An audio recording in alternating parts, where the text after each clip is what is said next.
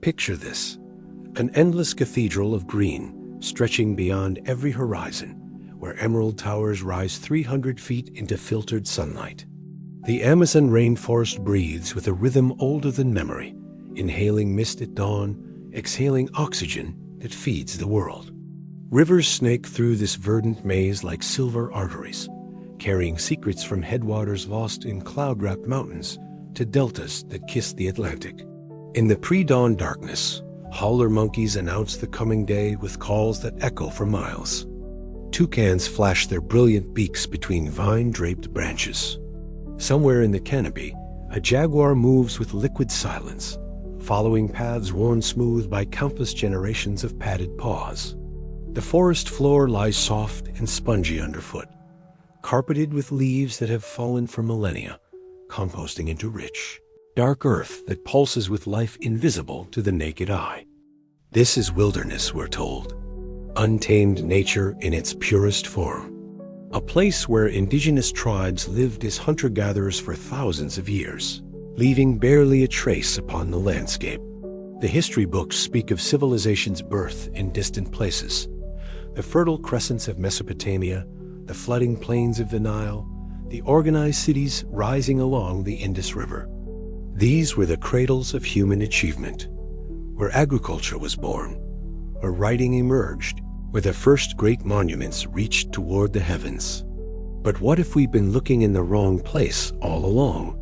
What if this breathing forest, this green heart of South America, once pulsed with the rhythm of great cities?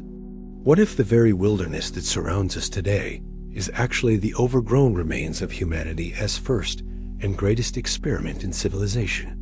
The possibility whispers through the leaves like wind, subtle but persistent, asking us to question everything we think we know about where we came from. Scientists peer through satellite imagery and wonder at the geometric patterns emerging from beneath the canopy. Archaeologists brush soil from pottery shards and marvel at their sophistication. Linguists catalog dying languages and discover cosmologies as complex as any ancient Greek philosophy. Each discovery adds another note to a growing symphony of evidence that suggests the Amazon may hold secrets far older and more profound than we ever imagined. Stand here in this green cathedral and listen. The forest remembers. In the whisper of wind through leaves, in the gurgle of hidden streams, in the very soil beneath your feet, stories wait to be told. Stories of a time when this was not wilderness, but home to millions. Stories of cities that rose and fell before the pyramids, or even dreams in pharaohs' minds. Stories of a civilization so advanced, so perfectly integrated with its environment, that when it vanished, the forest itself became its monument. The Amazon covers an area larger than the continental United States. Within its boundaries lie the headwaters of the world's largest river system, more biodiversity than anywhere else on Earth, and weather patterns that influence climate across the globe. For centuries, we've seen it as nature's masterpiece, wild, untouched, pristine. But recent discoveries suggest something far more intriguing. What if nature and human civilization once danced together here in perfect harmony? What if the Amazon is not just a forest, but a garden? Not just wilderness, but the world's largest archaeological site? The morning mist rises from the river, carrying with it the scent of rich earth and growing things. Somewhere in the distance, a bird calls with a note so pure it seems to carry messages across time. The forest breathes around us, patient and eternal, holding its secrets close. But for those willing to listen, to look beyond the green curtain of leaves and vines, the Amazon is ready to tell a different story. A story that begins not in the deserts of the Middle East or the valleys of China, but here in the beating heart of South America's green paradise. This is where our journey begins, with a question that challenges everything we thought we knew about human history, and an invitation to see this ancient forest with new eyes. For over a century, archaeologists have painted a familiar picture of human progress.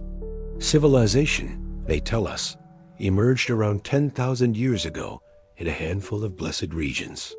The Fertile Crescent, where wheat and barley first bent to human will.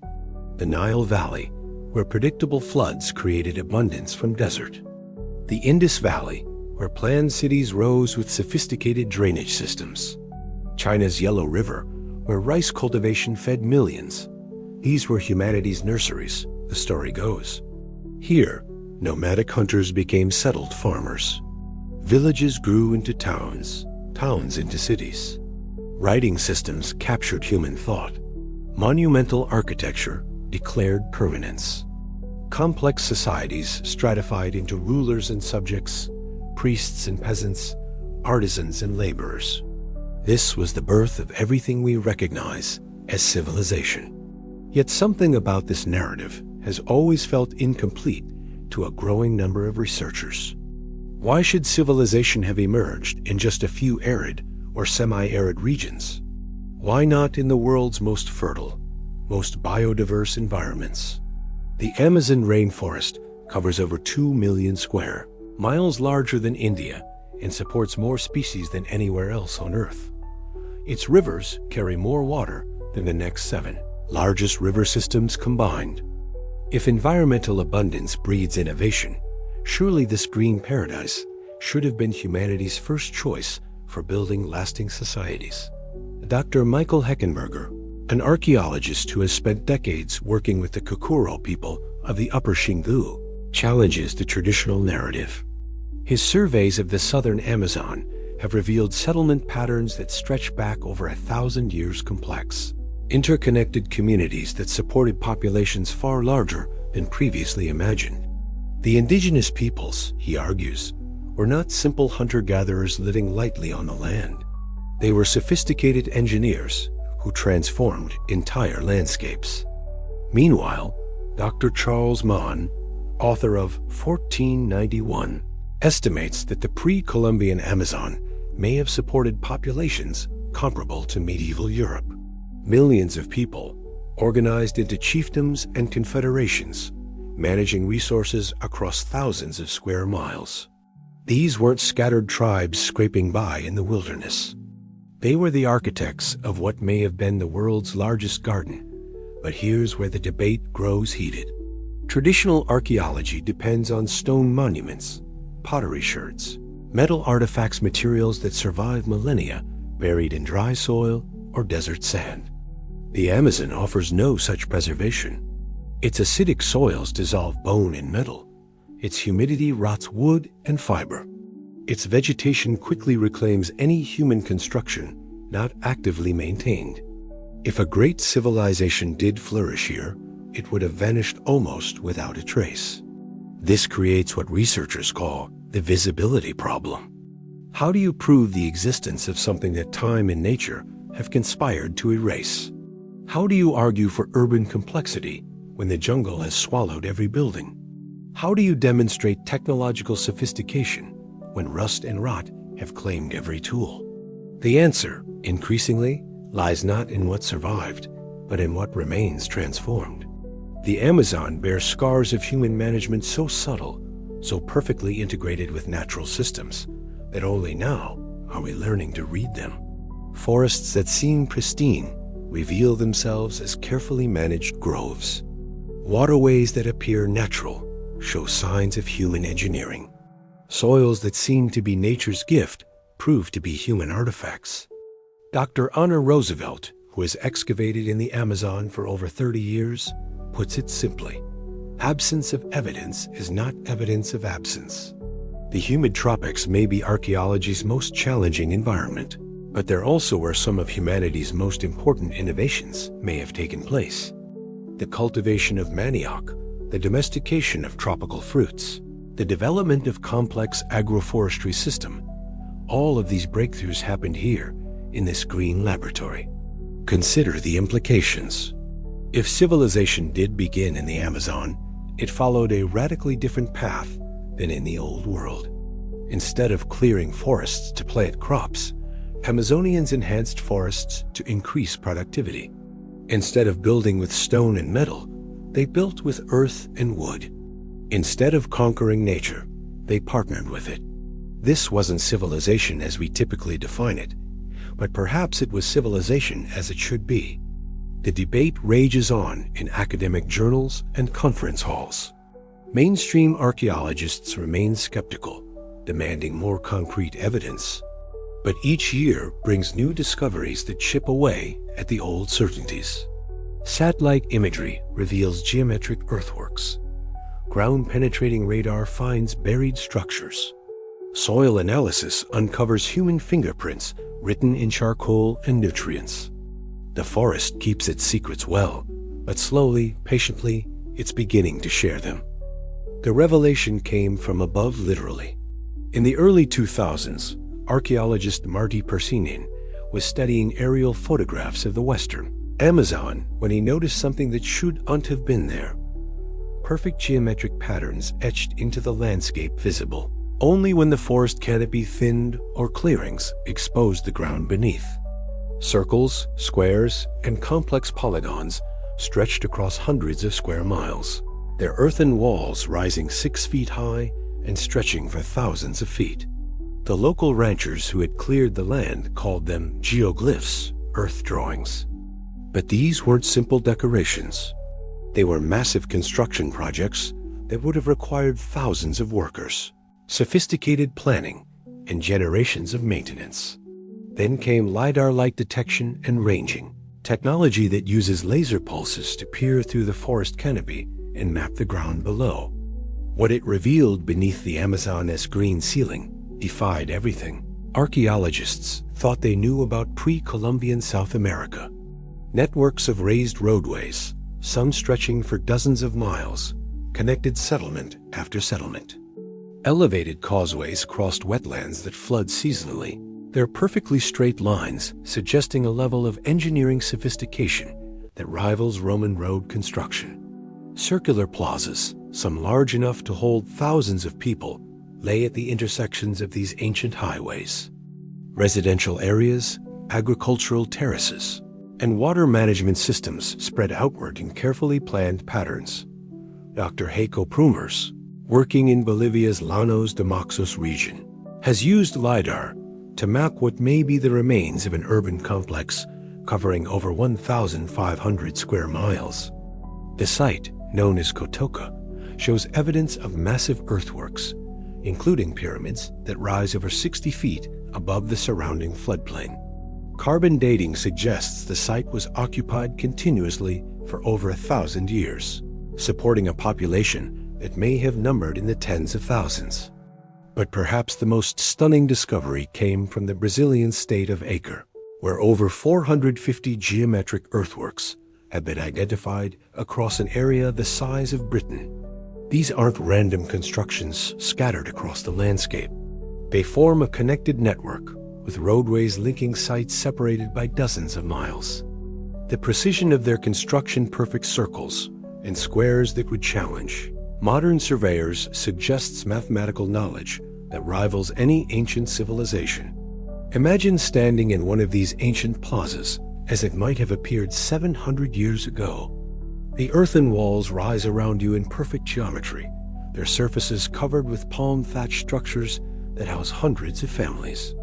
Raised pathways lead away in all directions, connecting this settlement to dozens of others across the forest. Canals channel water for drinking, bathing, and irrigation, while elevated fields produce abundant harvests of maize, squash, and beans.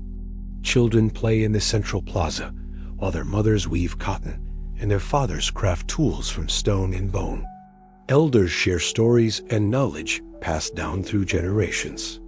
Traders arrive along the raised roads, carrying goods from settlements' days' journey away, rare stones from distant mountains, exotic feathers from the deep forest, salt from ancient seabeds. This wasn't a primitive village struggling to survive in the wilderness. This was a planned community, part of a regional network that may have encompassed hundreds of settlements and supported populations in the hundreds of thousands. The engineering required to build and maintain such a system would have demanded specialized knowledge, organized labor, and sophisticated social structures. The earthworks themselves tell stories of environmental mastery. Many are positioned to take advantage of seasonal flooding, with elevated areas providing refuge during high water and canal systems, directing flow for maximum agricultural benefit.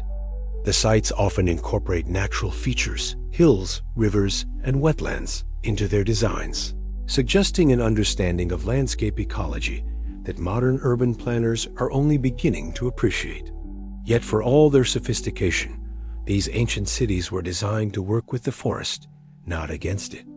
Instead of clear-cutting vast areas for agriculture, the inhabitants practiced what modern scientists call forest gardening, enhancing the natural ecosystem to increase the abundance of useful plants while maintaining forest cover. Archaeological evidence suggests that large areas around the settlements were managed as agroforestry systems, producing food, medicine, and raw materials while supporting the biodiversity that makes the Amazon unique. The implications are staggering. If these earthworks represent true urban centers, and the evidence increasingly suggests they do, then the pre-Columbian Amazon supported complex societies that rivaled any in the ancient world. Cities without stone buildings, civilizations without metallurgy, urban planning without destroying the environment that sustained it. The forest has reclaimed these places now, but their bones remain beneath the green canopy. Every LiDAR flight reveals new sites, new networks, new evidence of human complexity in a landscape we once thought was pristine wilderness. The Amazon, it seems, was not the last frontier of human settlement, but perhaps one of the first. Deep in the Amazon, scattered across an area larger than France, lies one of archaeology's greatest mysteries hidden in plain sight. It lurks beneath the forest floor, dark and rich and impossibly fertile. Local farmers call it terra preta, black earth. Scientists call it Amazonian dark earth. But what they're really looking at may be the signature of the world's first great civilization. Walk through the forest with an archaeologist, and they can spot terra preta from 100 yards away. Where typical Amazonian soil supports only the thin, nutrient-poor layer that feeds the forest canopy, terra preta sites burst with unusual abundance. Fruit trees grow larger and bear more heavily. Crops produce yields that seem almost magical. The soil itself is jet black, sometimes stretching down 6 feet or more, packed with nutrients that show no signs of depletion after centuries of use. For decades, scientists assumed these patches of fertile soil were natural anomalies, perhaps volcanic in origin, or the result of some unique geological process. But as research advanced, the truth became undeniable. Terra preta is artificial. It was created by human hands, engineered with a sophistication that modern agriculture is only beginning to understand. The secret lies in charcoal, but not just any charcoal. The indigenous peoples of the Amazon developed techniques for creating biochar, carbon that has been processed at specific temperatures to maximize its ability to hold nutrients and support beneficial microorganisms. By mixing this biochar with food scraps, human waste, fish bones, and pottery fragments, they created a soil that doesn't just sustain agriculture, it improves over time. Dr. Johannes Lehmann, a soil scientist at Cornell University, has spent years studying terra preta's properties. What he's found challenges everything we thought we knew about tropical agriculture. Normal Amazonian soil is acidic and nutrient-poor, requiring constant inputs of fertilizer to support crops. Terra preta is pH neutral and incredibly fertile, supporting intensive agriculture without external inputs for centuries. But here's the truly remarkable part. Terra preta appears to be self-regenerating. Samples taken from sites show that the soil is actually getting richer over time, not poorer. The biochar acts as a kind of battery, storing nutrients during abundant times and releasing them during scarcity. Beneficial microorganisms create complex symbiotic relationships with plant roots, trading nutrients for sugars in an underground economy more sophisticated than any human market. The scale of terra preta creation boggles the mind. Over 10,000 sites have been identified across the Amazon basin, some covering several square miles. Conservative estimates suggest that ancient Amazonians created over 150,000 square kilometers of this super fertile soil, an area the size of Iowa. The labor investment would have been enormous, requiring not just individual families, but coordinated community efforts sustained over generations. Imagine the knowledge required to perfect such a system. The indigenous engineers would need to understand optimal temperatures for charcoal production. Too low, and the carbon won't develop the proper structure. Too high, and it becomes ash. They would need to know the correct ratios of organic materials to mix with the biochar, the timing of applications, and the specific needs of different crops. This wasn't accidental discovery, but systematic innovation, the product of centuries of experimentation and refinement. Archaeological evidence suggests that Terra Preta sites were the locations of major settlements, places where thousands of people lived for hundreds of years. The fertile soil didn't just support these communities, it was created by them. A virtuous cycle where human activity enhanced rather than depleted the land's productivity. Kitchen middens became experimental laboratories. Human waste became soil amendments. Slash and burn agriculture became precise carbon management. The implications extend far beyond archaeology. In an age when modern agriculture struggles with soil depletion, climate change, and environmental degradation, Terra Preta offers a model for sustainable intensification that could help feed the world while sequestering carbon. Some researchers estimate that if Terra Preta techniques were applied globally, they could remove billions of tons of carbon dioxide from the atmosphere while dramatically increasing agricultural productivity. Yet the knowledge of how to create Terra Preta was nearly lost. When European diseases devastated Amazonian populations in the 16th and 17th centuries, the sophisticated understanding of soil management that had taken millennia to develop vanished with the people who possessed it. Only now, through painstaking scientific analysis and collaboration with surviving indigenous communities, are we beginning to reconstruct these ancient techniques. The irony is profound. Modern civilization, with all its technological sophistication, is struggling to learn from indigenous peoples we once dismissed as primitive. The Terra Preta sites scattered across the Amazon represent not just ancient agriculture but ancient wisdom, proof that it is possible to create abundance without destroying the environment that sustains it. Dr. William Woods, who has studied Terra Preta for over 3 decades, puts it simply: these soils represent a technology that took thousands of years to perfect.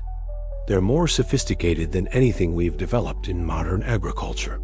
In the black earth of the Amazon lies evidence not just of ancient civilization, but of ancient genius human innovation that worked with nature rather than against it, creating abundance that lasted for centuries and may yet help save our modern world. The Amazon River system defies comprehension. The main stem alone stretches over 4,000 miles from the Peruvian Andes to the Atlantic Ocean, making it the longest river in the world. But it's the network that truly astounds. Over 1,000 tributaries, 17 of which are themselves over 1,000 miles long. From space, the system looks like the circulatory system of a continent, pulsing with life-giving water that connects the heart of South America to the sea. For centuries, European explorers saw these waterways as barriers, obstacles to overcome in their quest to penetrate the mysterious interior.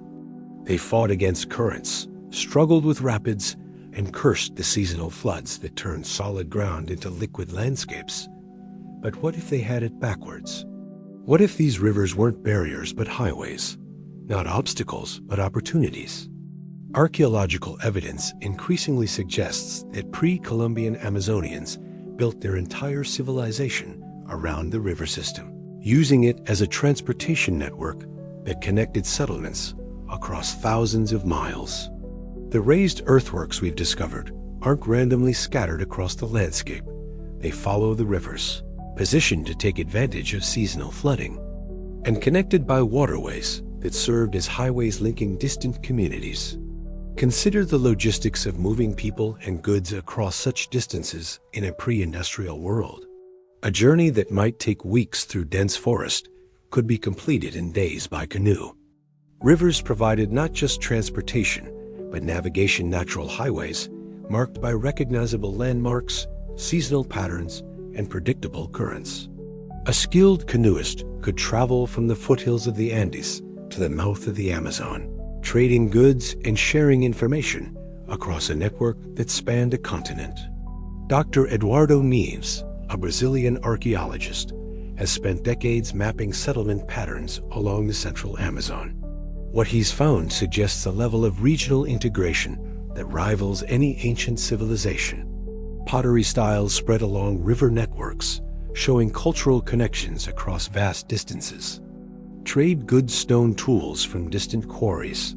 Exotic shells from far-off coasts demonstrate economic relationships that stretched for thousands of miles. The indigenous peoples developed watercraft perfectly adapted to their riverine environment. Archaeological sites yield evidence of massive canoes, some capable of carrying dozens of people and tons of cargo. Early European accounts describe flotillas of hundreds of canoes, suggesting organized transportation systems that could move entire communities when necessary. These weren't simple dugouts, but sophisticated vessels, some over 60 feet long, designed for specific purposes. War canoes built for speed and maneuverability, cargo vessels engineered for stability and capacity, passenger craft optimized for comfort on long journeys. But the rivers provided more than transportation. They were sources of protein-rich fish, fertile silt for agriculture, clay for pottery, and fresh water for drinking and bathing. The seasonal floods that seemed so destructive to European eyes were actually blessings to people who understood how to work with them.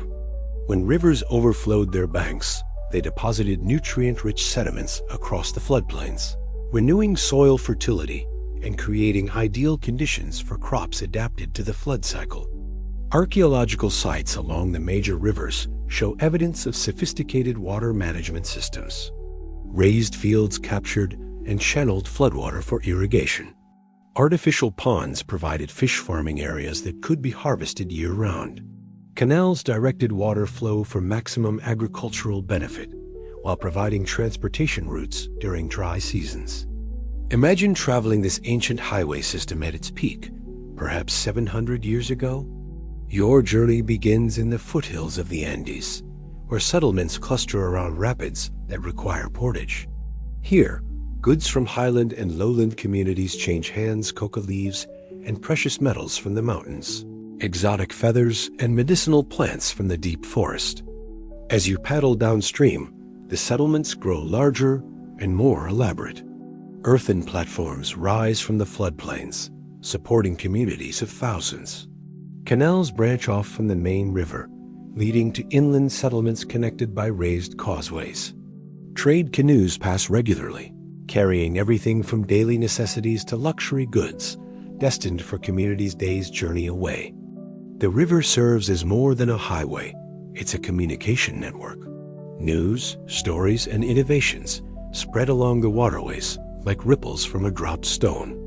A new agricultural technique discovered in one settlement could reach communities hundreds of miles away within months. Religious ideas, artistic styles, and technological innovations flowed with the current, creating cultural connections that spanned continents. Yet this riverine civilization remained largely invisible to later European observers, who arrived after disease had devastated the populations and abandoned settlements had been reclaimed by the forest. The highways were still there, but the traffic had vanished. What had once been a bustling network of interconnected communities appeared to be empty wilderness, navigated only by scattered tribes with no apparent connection to one another. Modern research is revealing the true scope of this lost civilization. Isotope analysis of human remains shows that people regularly consumed foods for environments hundreds of miles away, suggesting extensive trade networks. Genetic studies of crop varieties reveal the spread of domesticated plants along river routes. Even the forest itself bears the fingerprints of this ancient transportation system, with groves of useful trees planted along travel routes. to provide food and materials for passing travelers. The Amazon's rivers weren't just the highways of an ancient civilization, they were its lifeline, connecting communities across impossible distances and creating one of the world's first truly continental societies. The legend consumed men's souls for centuries. El Dorado, the Golden One, the Golden City, the Golden Kingdom. Spanish conquistadors died for it, expeditions vanished pursuing it, and fortunes were spent seeking it. Maps marked its supposed location with tantalizing imprecision somewhere in the vast interior of South America. It became the ultimate symbol of impossible wealth hidden in an impossible place. But what if El Dorado was never just a legend? What if the stories that drove men to madness and death were actually distorted memories of something real or not, a city of gold, but a civilization of such sophistication that its wealth seemed magical to those who glimpsed its remains? The El Dorado legend has its roots in a real ceremony performed by the Muisca people of Highland Colombia. During the ritual installation of a new ruler, the chief would cover his body in gold dust and throw precious offerings into Lake Guatavita. Spanish chroniclers who heard these accounts embellished them with each retelling, transforming a religious ceremony into a city where gold was as common as stones. Yet as the Spanish penetrated deeper into the Amazon, they found tantalizing hints that the reality might surpass the legend. Francisco de Orellana, the first European to navigate the entire length of the Amazon River in 1542, reported massive settlements along the riverbank cities that stretched for miles, supporting populations in the tens of thousands. His chronicler, Jasper de Carvajal, described roads, plazas, and impressive architecture, along with stores of food that could supply an army. The Spanish dismissed many of these accounts as exaggerations born of hardship and wishful thinking. After all, when later expeditions followed the same routes, they found only scattered tribes and endless forest. The great cities had vanished like mirages, leading historians to conclude that Orellana and his men had been hallucinating or lying. But archaeological evidence is vindicating the early chroniclers. The geometric earthworks revealed by LiDAR, the vast networks of raised roads and canals, the sophisticated agricultural systems, all of this points to a level of wealth and organization that would have seemed incredible to European observers, accustomed to thinking of the Americas as a primitive wilderness. The wealth of this Amazonian El Dorado would not have been measured in gold and silver metals that were relatively scarce in the rainforest, but in something far more valuable: mastery over the environment itself, the ability to produce abundant food from soils that seemed barren, the knowledge to transform seasonally flooded landscapes into productive agricultural systems, the organizational capacity to coordinate labor across vast distances and maintain infrastructure for centuries. Consider what such wealth would have looked like to a Spanish conquistador, fresh from the destruction of the Inca Empire. After months of struggling through dense forest, battling disease and starvation, suddenly encountering settlements that stretched beyond the horizon would have seemed like finding paradise. Cities without walls because they had no enemies to fear, granaries overflowing with diverse crops, markets offering goods from across the continent, leaders who commanded not through fear but through their ability to ensure abundance for all. The chronicler Antonio de Herrera described indigenous accounts of provinces where there were many and very large settlements and very fruitful land and very wealthy people. Pedro de Ursu reported settlements with very rich and abundant food supplies. These weren't descriptions of simple villages, but of complex societies capable of supporting large populations and environments that challenged European understanding of what was possible. The real El Dorado may have been not a single city, but an entire network of settlements connected by rivers and raised roads, sharing technologies and trade goods across distances that dwarfed European kingdoms. The gold that attracted explorers might have been the glint of sunlight off canals and waterways, the gleam of polished pottery, the shine of exotic feathers and precious woods. Archaeological sites are revealing artifacts that suggest real wealth, even by European standards. Elaborate ceramic vessels that would have required specialized artisans. Stone tools made from materials that had to be transported hundreds of miles. Evidence of textile production on an industrial scale. These weren't the possessions of struggling subsistence farmers, but of people with surplus labor and resources to invest in luxury goods. The tragedy is that by the time systematic exploration of the Amazon began in earnest, the civilization that had inspired the El Dorado legend was already gone, destroyed not by conquistadors, but by diseases that preceded them. Smallpox, measles, and typhus spread along the same river networks that had once carried trade goods and cultural innovations, decimating populations that had no immunity to old world pathogens. When later expeditions found only empty forest, where earlier explorers had reported great cities, they concluded that the stories had been fabrications.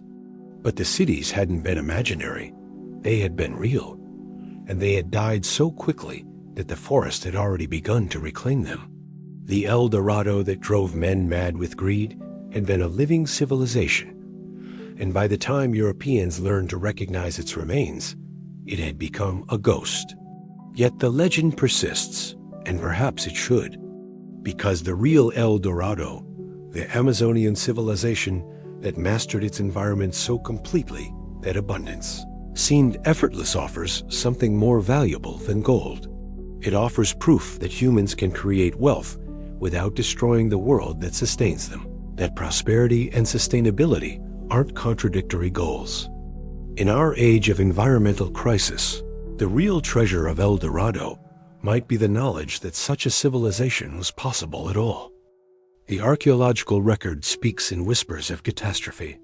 Around 1500 CE, something happened to the Amazonian civilizations that left scars still visible in the soil 5 centuries later. Not the kind of collapse that archaeologists find in other parts of the world. No burned cities, no evidence of warfare, no signs of gradual decline. Instead, there's simply ... absence. A civilization that had flourished for over a millennium vanished so completely that the forest itself seems to have forgotten they existed. The silence is deafening when you know how to listen for it. Pottery production, which had continued for hundreds of years with consistent styles and techniques, simply stops. Tool-making traditions that had been passed down through countless generations disappear. The sophisticated agricultural systems that had supported dense populations lie abandoned, slowly reverting to forest. It's as if an entire civilization stepped out of history between one season and the next. Modern estimates suggest that the pre-Columbian Amazon may have supported between 8 and 20 million people populations comparable to medieval Europe. Yet by 1600, European chroniclers encountered only scattered tribes, often numbering in the hundreds rather than thousands. Where had everyone gone? What force could cause such complete demographic collapse in so short a time? The answer lies not in what the Europeans did to the Americas, but in what they brought with them. Diseases, smallpox, measles, typhus, influenza arrived in the New World like the 4 horsemen of the apocalypse. Indigenous populations, isolated from the Old World for over 10,000 years, had no immunity to these pathogens. Modern epidemiologists estimate that diseases introduced by European contact may have killed 90% or more of Native American populations within a century. But in the Amazon, the collapse was even more dramatic because of the very sophistication that had made the civilization possible. The river networks that had carried trade goods and cultural innovations became highways for epidemic disease. The dense populations that had been the strength of Amazonian cities became their vulnerability. The social coordination that had maintained complex agricultural systems disappeared. When the people who possessed the knowledge died faster than they could pass it on, Dr. Charles Mann describes it as the greatest demographic disaster in human history. Entire language groups vanished. Cultural traditions that had taken centuries to develop were lost within a single generation. The accumulated knowledge of sustainable tropical agriculture, sophisticated water management, and integrated agroforestry systems died with the people who had created them. Unlike the collapse of civilizations in more arid regions, where stone monuments endure as monuments to vanished glory, the Amazonian collapse left few traces for archaeologists to study. The jungle reclaimed abandoned settlements within decades. Without human maintenance, the raised fields were reclaimed by forest. The canals filled with sediment. The roads disappeared under advancing vegetation. The forest itself became complicit in erasing the evidence. The same humidity that had allowed such rich biodiversity to flourish also accelerated the decay of human artifacts. Wood rotted, textiles disintegrated, metal corroded. Within a century of abandonment, sophisticated urban centers had become archaeologically invisible, hidden beneath layers of leaf litter and advancing trees. Yet there are hints of what was lost. Soil cores from former settlement sites show dramatic changes in vegetation around 1500 CE, as managed forests reverted to wild growth. Pollen records reveal the disappearance of crops that had been cultivated for centuries. Charcoal layers in the sediment tell of burning as abandoned structures were consumed by wildfire or deliberately destroyed to prevent the spread of disease. Some indigenous oral traditions preserve memories of this catastrophic period. Stories speak of the Great Dying, when villages emptied so quickly that there was no one left to bury the dead.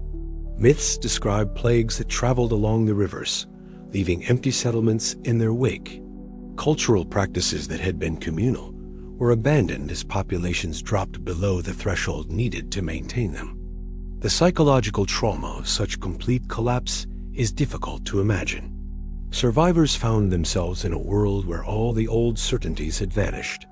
The elaborate social structures that had organized labor and distributed resources broke down. The trade networks that had connected communities across continents were severed. The agricultural knowledge that had sustained dense populations was lost when the experts who possessed it died. In some cases, survivors actively rejected the complex systems that had failed to protect them. Archaeological evidence suggests that some groups deliberately simplified their material culture, abandoning pottery-making traditions and complex tool technologies in favor of simpler, more portable lifestyles. The elaborate earthworks that had been symbols of communal achievement were abandoned, allowed to erode and return to forest. The Spanish chronicler Antonio de Leon Pinello wrote in 1656 of finding many places where there are signs of large settlements and many people, but now deserted and grown over with forest. These were ancient ruins from some distant past, but the remains of communities that had been thriving just decades earlier. The silence extends beyond demographic collapse to cultural erasure. Languages that had been spoken by hundreds of thousands of people disappeared so completely that we don't even know their names. Artistic traditions, religious practices, and scientific knowledge that had accumulated over centuries vanished without trace. The Amazon became a landscape haunted by the ghosts of vanished civilizations. Perhaps most tragically, this collapse occurred just as Europeans were beginning to recognize the sophistication of Amazonian societies. By the time scientists and chroniclers arrived, who might have documented these achievements, there was almost nothing left to document. The greatest civilizational experiment in human history had ended in silence, leaving only whispers in the wind and shadows in the soil. The Spanish conquistador Francisco de Orellana never expected to give his name to a legend. In 1542, as his expedition fought its way down the great river that would later bear his name, they encountered something that challenged everything Europeans believed about the New World. According to the expedition's chronicler, Gaspar de Carvajal, they faced warriors unlike any they had seen, tall, powerful women who fought with the skill of seasoned soldiers and the ferocity of jaguars, protecting their cubs. These women are very white and tall, Carvajal wrote, and have hair very long and braided and wound about the head. And they are very robust and go about naked, but with their privy parts covered with their bows and arrows in their hands, doing as much fighting as 10 Indian men. The encounter began at dawn near what is now the Brazilian city of Bidos, where the river narrows between high bluffs. Orellana's men, weakened by months of travel and fighting, found their path blocked by a flotilla of war canoes. Leading the defense were women warriors who commanded the battle from the front lines, their bronze skin gleaming in the morning sun, their movements fluid and deadly. Carvajal counted at least 12 of these warrior women, each commanding groups of male fighters with authority that spoke of long-established military hierarchy. They used bows as tall as themselves, shooting arrows with accuracy that forced the Spanish to take cover behind their makeshift shields. When Spanish crossbow bolts found their mark, the women showed no fear, continuing to fight even when wounded. The battle lasted hours. Spanish steel met indigenous arrows in advance of death that left several conquistadors wounded and at least one dead. But it was the sight of women leading the charge that burned itself into Spanish memory. These weren't camp followers or desperate defenders. They were professional warriors, trained from childhood in the arts of combat. When the Spanish finally broke through the indigenous defense, they captured several prisoners who told even more remarkable stories. Through interpreters, the captives described an entire society ruled by women, led by a queen they called Conupuyara, the Great Lady. These women, the prisoners claimed, lived in stone houses and possessed great wealth in gold and silver. They kept men only for reproduction, sending male children to live with their fathers while training daughters in the ways of war. The Spanish couldn't help but think of the classical Amazons of Greek mythology, the warrior women who had supposedly lived on the shores of the Black Sea, cutting off their right breasts to better draw, their bows creating a society where women ruled and men served. Here, in the middle of an unknown continent, they seemed to have encountered the living embodiment of ancient legend.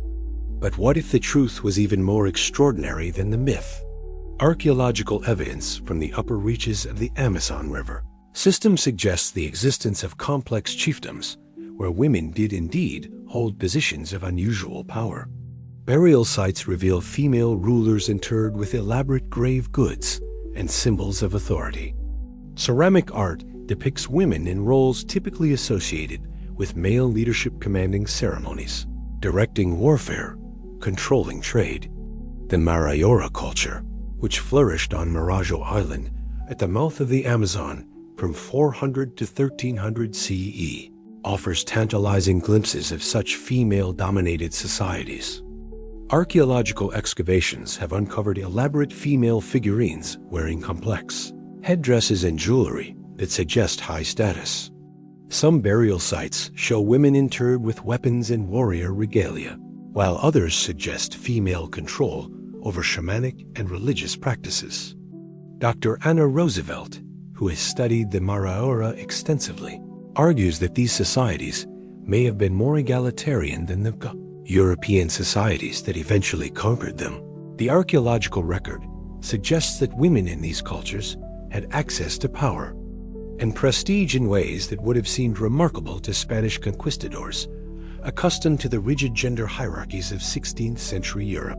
Could the Spanish have encountered the remnants of such a society, perhaps the last holdouts of a tradition where women commanded armies and ruled territories? The oral traditions of several Amazonian groups preserve stories of powerful female leaders who commanded both respect and fear. The Tucano people speak of warrior queens who controlled vast territories along the rivers. The Kayapo remember female war chiefs who led raids against distant enemies. The encounter with the Amazons lasted only a few hours, but it became one of the most enduring legends of Amazonian exploration. Spanish maps began marking the province of the Amazons somewhere in the vast interior. Later expeditions sought these warrior women with the same fervor they applied to searching for El Dorado. Yet, like so much else from the early contact period, the trail went cold as disease and disruption transformed the societies that had produced such remarkable figures. Modern scholars debate whether Carvalhal's account was accurate reporting or myth-making influenced by classical literature. But the archaeological record suggests that the Spanish may indeed have encountered something extraordinary. Not mythical Amazons transported from Greek legend, but indigenous societies where women had achieved kinds of power and authority that European minds could only understand through the lens of ancient myth. The warrior women of the Amazon remain one of history's tantalizing mysteries, a brief glimpse of possibilities that vanished before they could be fully documented. In their story lies a reminder that the civilizations of the Amazon may have experimented with forms of social organization that challenged every European assumption about how human societies should be structured. They were warriors, leaders, and perhaps rulers women who commanded respect through strength and skill in a world where such things mattered more than the accident of gender.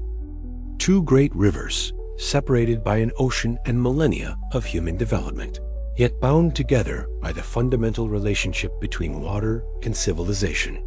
The Nile, flowing north through the deserts of Africa, created the fertile ribbon that became ancient Egypt. The Amazon, draining eastward from the Andes to the Atlantic, may have nurtured an even greater civilization in the heart of South America. Both rivers pulsed with the rhythm of flood and renewal. Both carried the silt that enriched their floodplains, and both became highways for human achievement.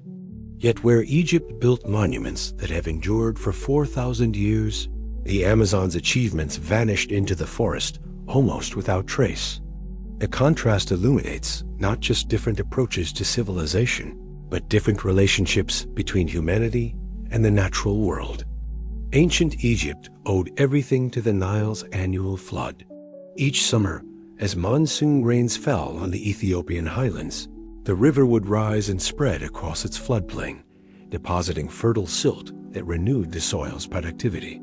The Egyptians learned to work with this cycle, developing irrigation systems that captured and channeled the floodwater, creating an agricultural surplus that supported one of history's greatest civilizations. The Amazon's flood cycle operates on an even grander scale. Each year, billions of tons of water flow through the river system, carrying nutrients from the Andes to the Atlantic. The seasonal floods, called the Vizanti and Enchente by local peoples, transform vast areas of forest into aquatic landscapes, creating a dynamic environment where water and land merge in an endless dance of renewal. Both civilizations developed sophisticated responses to these flood cycles, but their approaches couldn't have been more different. Egypt built upward temples and pyramids that proclaimed human mastery over the natural world, monuments designed to endure for eternity. The Amazonian civilizations built outward, managing entire ecosystems as integrated agricultural systems, creating abundance through partnership rather than dominance. The pharaohs channeled the Nile's power through massive engineering projects, dams, canals, and irrigation systems that turned desert into farmland. The evidence of their achievement stands today in stone monuments that defy time and weather. Hieroglyphic inscriptions record their names, their deeds, and their understanding of the cosmic forces they sought to control. Amazonian civilizations achieved something equally impressive, but fundamentally different. Instead of controlling their river system, they worked with it, developing agricultural techniques that enhanced rather than replaced natural processes. They created terra preta soils that became more fertile over time. They practiced agroforestry that increased biodiversity while producing food. They built with earth and wood, materials that would return to the forest when no longer needed.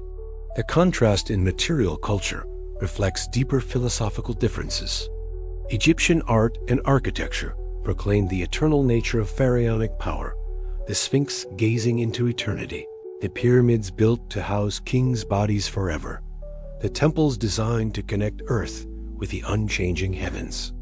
Amazonian art, preserved in pottery and petroglyphs, celebrates the flowing, dynamic nature of forest life spirals that echo river currents, designs that mirror the patterns of leaves and vines, ceremonies that honored the endless cycle of growth and decay. Both civilizations developed complex religious systems centered on their rivers. But even here, the differences are striking.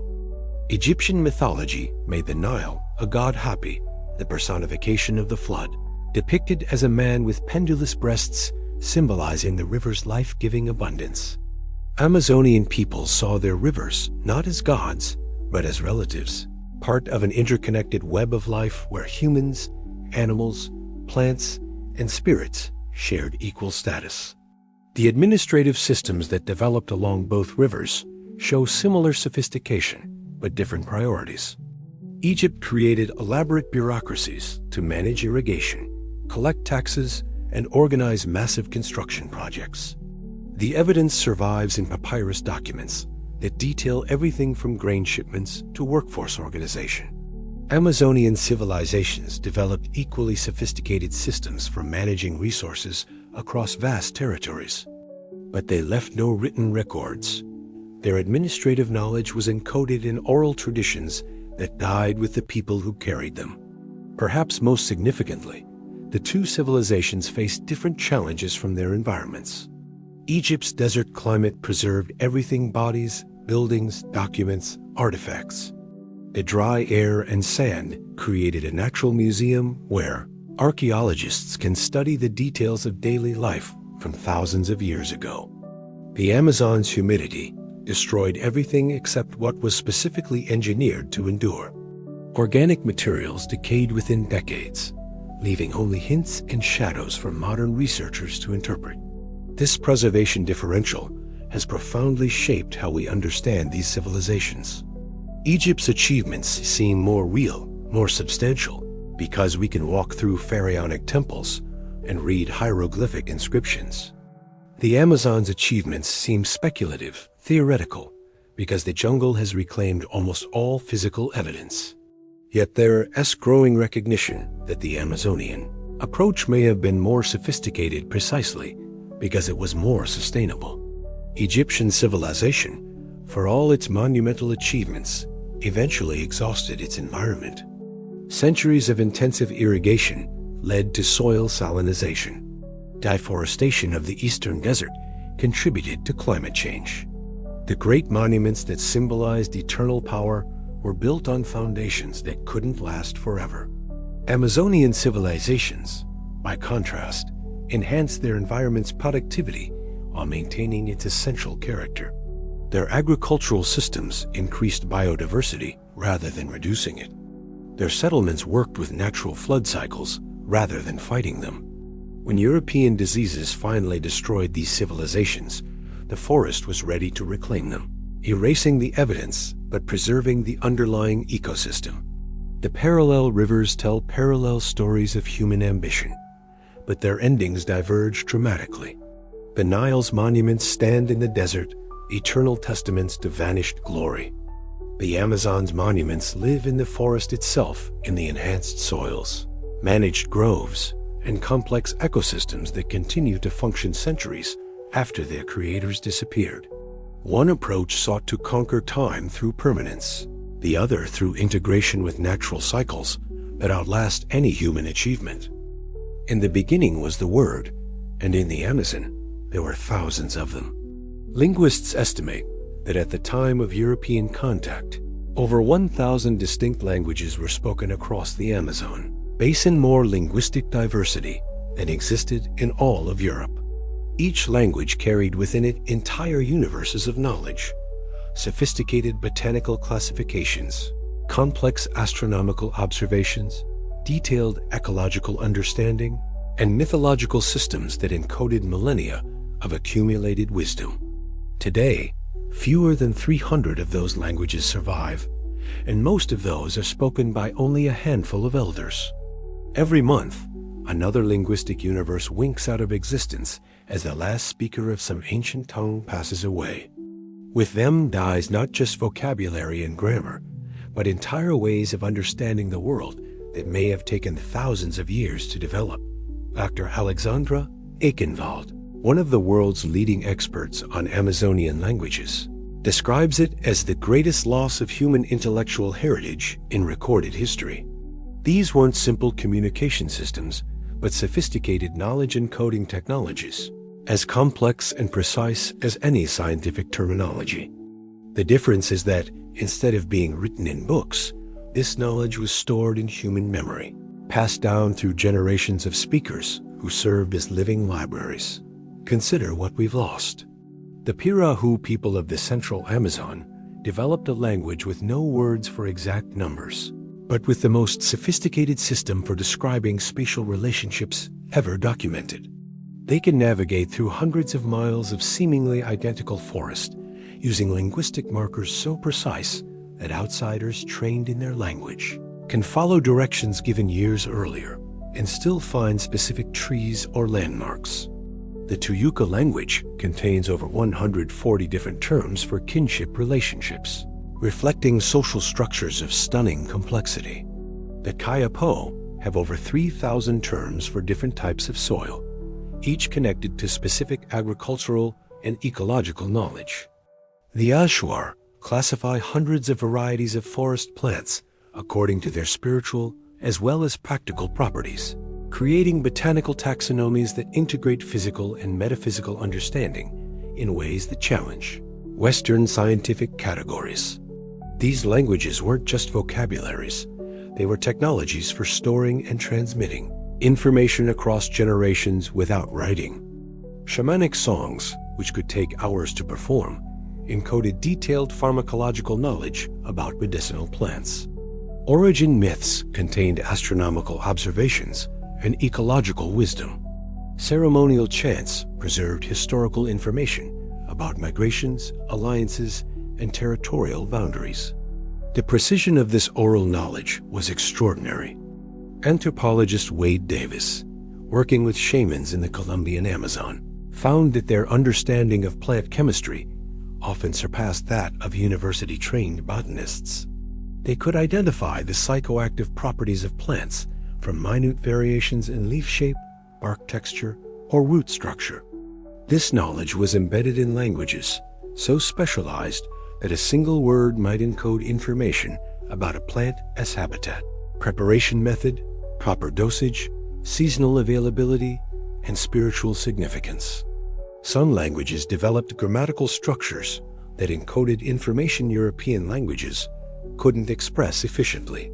Many Amazonian languages require speakers to specify the source of their knowledge, whether they witnessed something directly, learned it from a reliable source, or are making an inference based on incomplete information.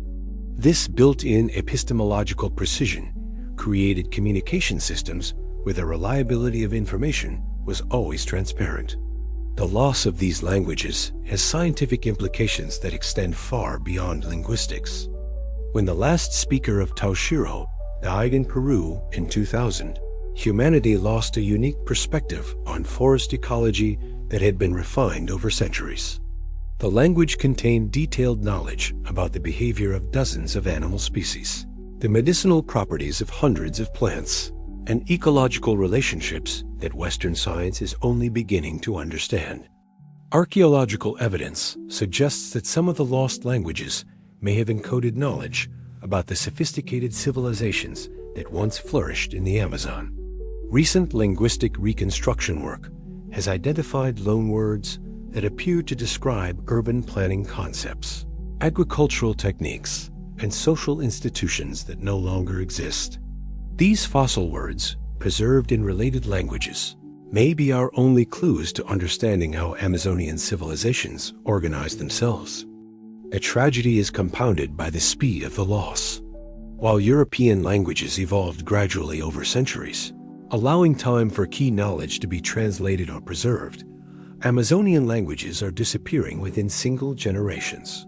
Children who grow up speaking Portuguese or Spanish in mission schools never learn the ancestral languages that contain their culture's deepest knowledge. Some linguists are racing against time to document what remains. Dr. Lev Michael leads the Documenting Endangered Languages project, using advanced recording technology to capture the grammatical structures and vocabulary of languages spoken by only a few dozen people. But documentation is only the first step. Understanding the cultural knowledge encoded in these languages requires decades of immersive fieldwork that may no longer be possible as communities abandon traditional lifestyles. The irony is profound. At the moment when climate change and environmental degradation make indigenous ecological knowledge more valuable than ever, we're losing the languages that encode that knowledge. The sophisticated understanding of sustainable agriculture, medicinal plants, and ecosystem management that could help address modern environmental challenges is vanishing faster than the rainforest itself. Yet some efforts at language preservation offer hope. Indigenous communities are developing new technologies to maintain their linguistic heritage, creating digital archives and educational programs that allow children to learn ancestral languages alongside modern ones. The Matses people of Peru have created a comprehensive encyclopedia of their medicinal plant knowledge, working with linguists and scientists to ensure that crucial information survives, even if the language itself becomes endangered. Dr. Michael Cross, who has studied language loss globally, estimates that half of the world's remaining languages will disappear within this century. But nowhere is the loss more concentrated or more scientifically devastating than in the Amazon, where each vanishing language takes with it irreplaceable knowledge about the natural world and humanity as relationship with it. The silence left by disappeared languages is more than cultural loss, it's intellectual impoverishment. In those lost words were keys to understanding how human societies can live sustainably within complex ecosystems, how traditional knowledge systems can encode scientific information, and how language itself can serve as a technology for preserving wisdom across generations. As the last speakers fall silent, entire ways of knowing the world disappear forever, leaving us all a little more lost in the forest of existence. Above the endless green of the Amazon canopy, the same stars that guided Egyptian pyramid builders in Stonehenge, architects traced their ancient paths across equatorial skies. But while we know how other civilizations read meaning in celestial movements, the astronomical knowledge of Amazonian peoples remains largely hidden, encoded in earthworks whose purposes we're only beginning to understand, and oral traditions that survive in fragments. Yet evidence is mounting that the civilizations of the Amazon were sophisticated skywatchers, developing astronomical knowledge that rivals any from the ancient world. They built geometric earthworks aligned to solstices and equinoxes, created calendars based on stellar observations, and developed cosmologies that integrated celestial and terrestrial knowledge in ways that guided everything from agricultural timing to social organization. The first clues came from the geometric earthworks scattered across Acre and other western Amazonian states. When archaeoastronomers began analyzing the orientations of these massive constructions, they found patterns that couldn't be coincidental. Many of the circular and square earthworks are aligned to track the sun's movement throughout the year, with entrances positioned to frame the sunrise or sunset on significant dates. Dr. Denise Shawn, working with colleagues from the University of São Paulo, has documented over 200 earthworks with clear astronomical alignments. Some track the summer and winter solstices, marking the extreme points of the sun's annual journey. Others align with the spring and autumn equinoxes, when day and night achieve perfect balance. A few appear to mark more subtle astronomical events, such as the dates when the sun reaches its zenith directly overhead, a phenomenon that occurs only in tropical regions. But the most intriguing discoveries involve stellar alignments that suggest knowledge of celestial cycles invisible to casual observers. Several earthwork complexes appear to be oriented toward the rising of specific star groups, particularly the constellation we know as the Southern Cross. For Amazonian peoples, these stars held profound significance, marking seasonal changes crucial for agricultural timing and flood prediction. The Southern Cross, which never rises above the horizon in most of Europe, dominates southern hemisphere skies. Its position changes throughout the year in ways that would have been clearly visible to people living beneath the open sky. When it stands upright in the eastern sky at dusk, the dry season is beginning. When it tilts toward the western horizon at dawn, the rains are coming. For agricultural peoples dependent on precise timing for planting and harvesting, such astronomical markers would have been invaluable. Archaeological evidence suggests that this stellar knowledge was integrated into the landscape itself.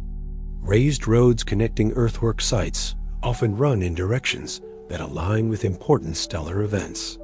Agricultural fields are positioned to take advantage of flooding patterns that correlate with celestial cycles. Even the design of individual settlements may reflect astronomical principles, with house orientations and plaza layouts following stellar alignments. The sophistication of this astronomical knowledge becomes clear when compared with other tropical civilizations. The Maya, famous for their calendar systems and astronomical observations, developed similar techniques for tracking celestial cycles in their agricultural and ceremonial practices. But while Maya astronomical knowledge survived in stone monuments and written codices, Amazonian astronomical traditions were encoded in earthworks and oral traditions that proved far more vulnerable to disruption.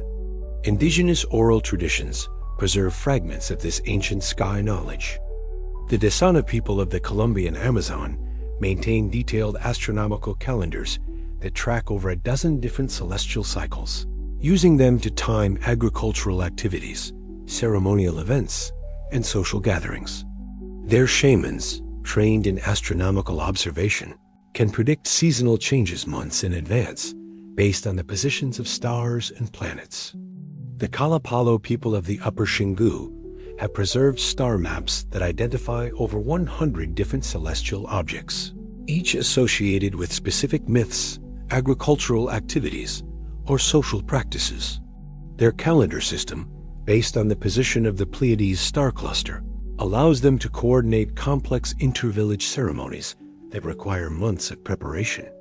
But perhaps the most sophisticated astronomical traditions belong to the Kakshinawa people of the Western Amazon, whose shamans maintain knowledge of planetary movements that rivals modern astronomy.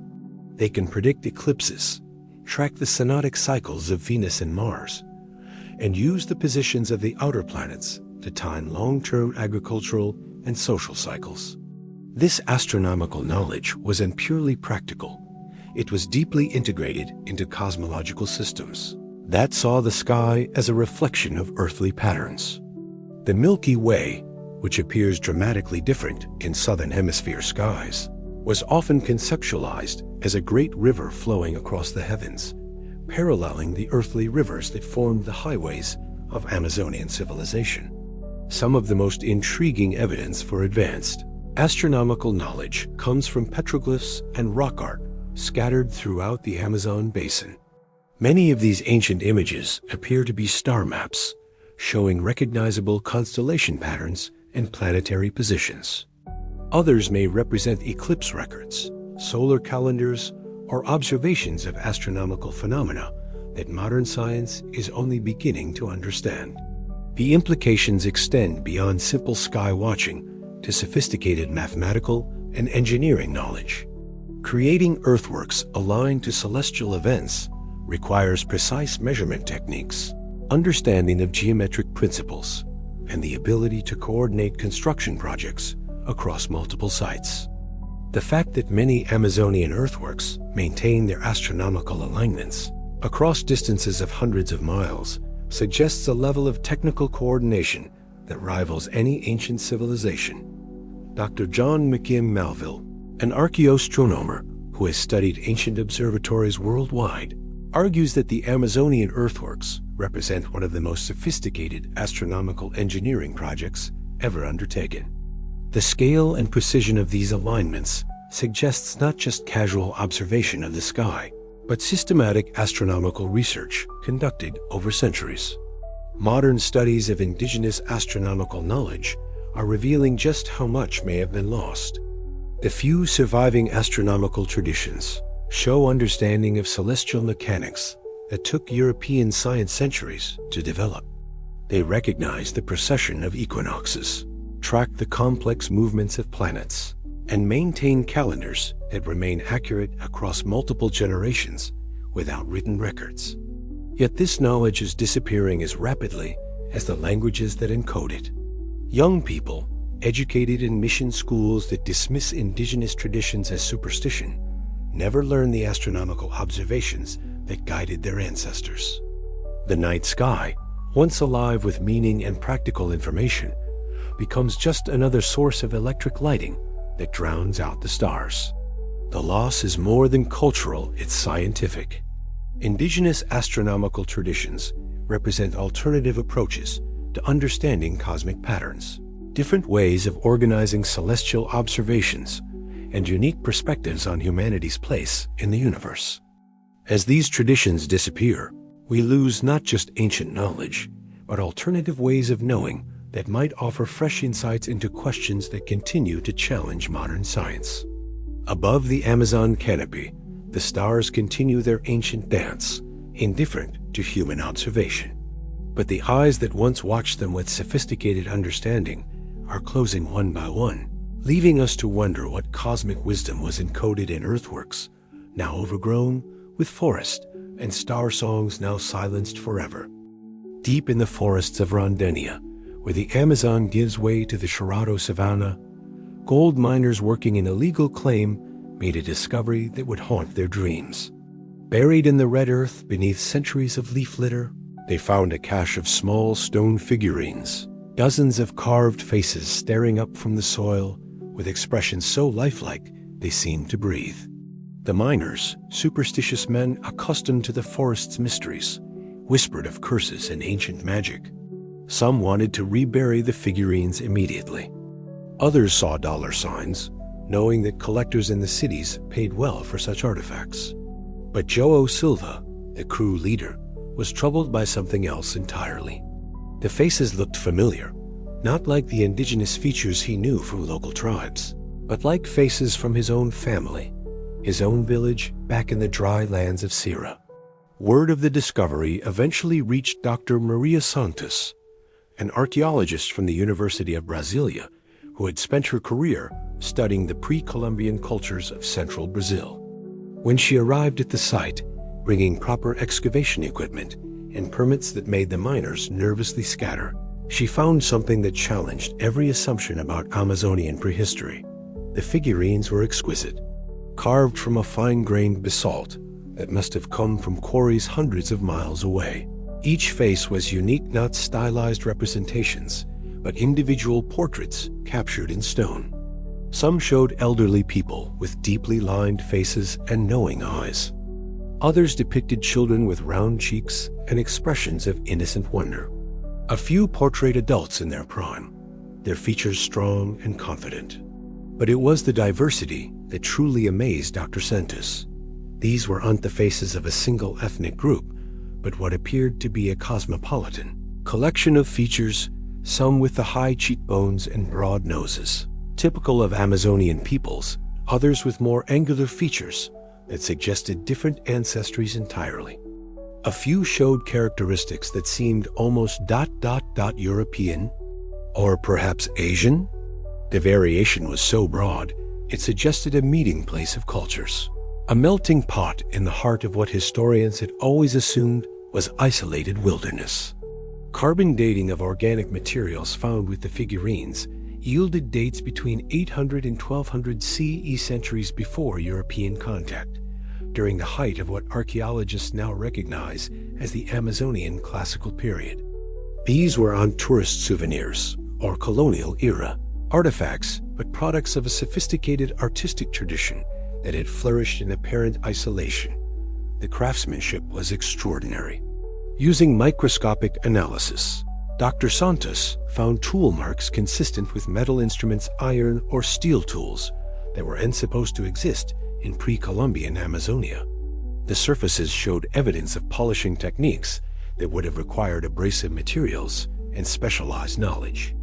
Some figurines bore traces of mineral pigments, suggesting they had once been painted in colors that had long since faded. Each figurine was small enough to hold in one hand, leading researchers to speculate about their function.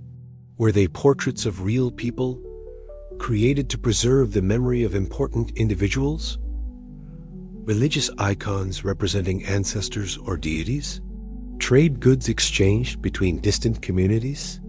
The answer might lie in their distribution. Similar figurines have been found scattered across the Amazon basin, from Peru to the Guyanas, suggesting a widespread cultural practice. The most intriguing figurine was discovered separate from the others, buried deeper and wrapped in what appeared to be the remains of a textile shroud. This face was different, older in style, more weathered, with features that seemed to bridge the gap between human and something else. The eyes were larger than life, the expression otherworldly. Dr. Santos privately dubbed it the Oracle, though she was careful not to speculate too wildly in her published reports.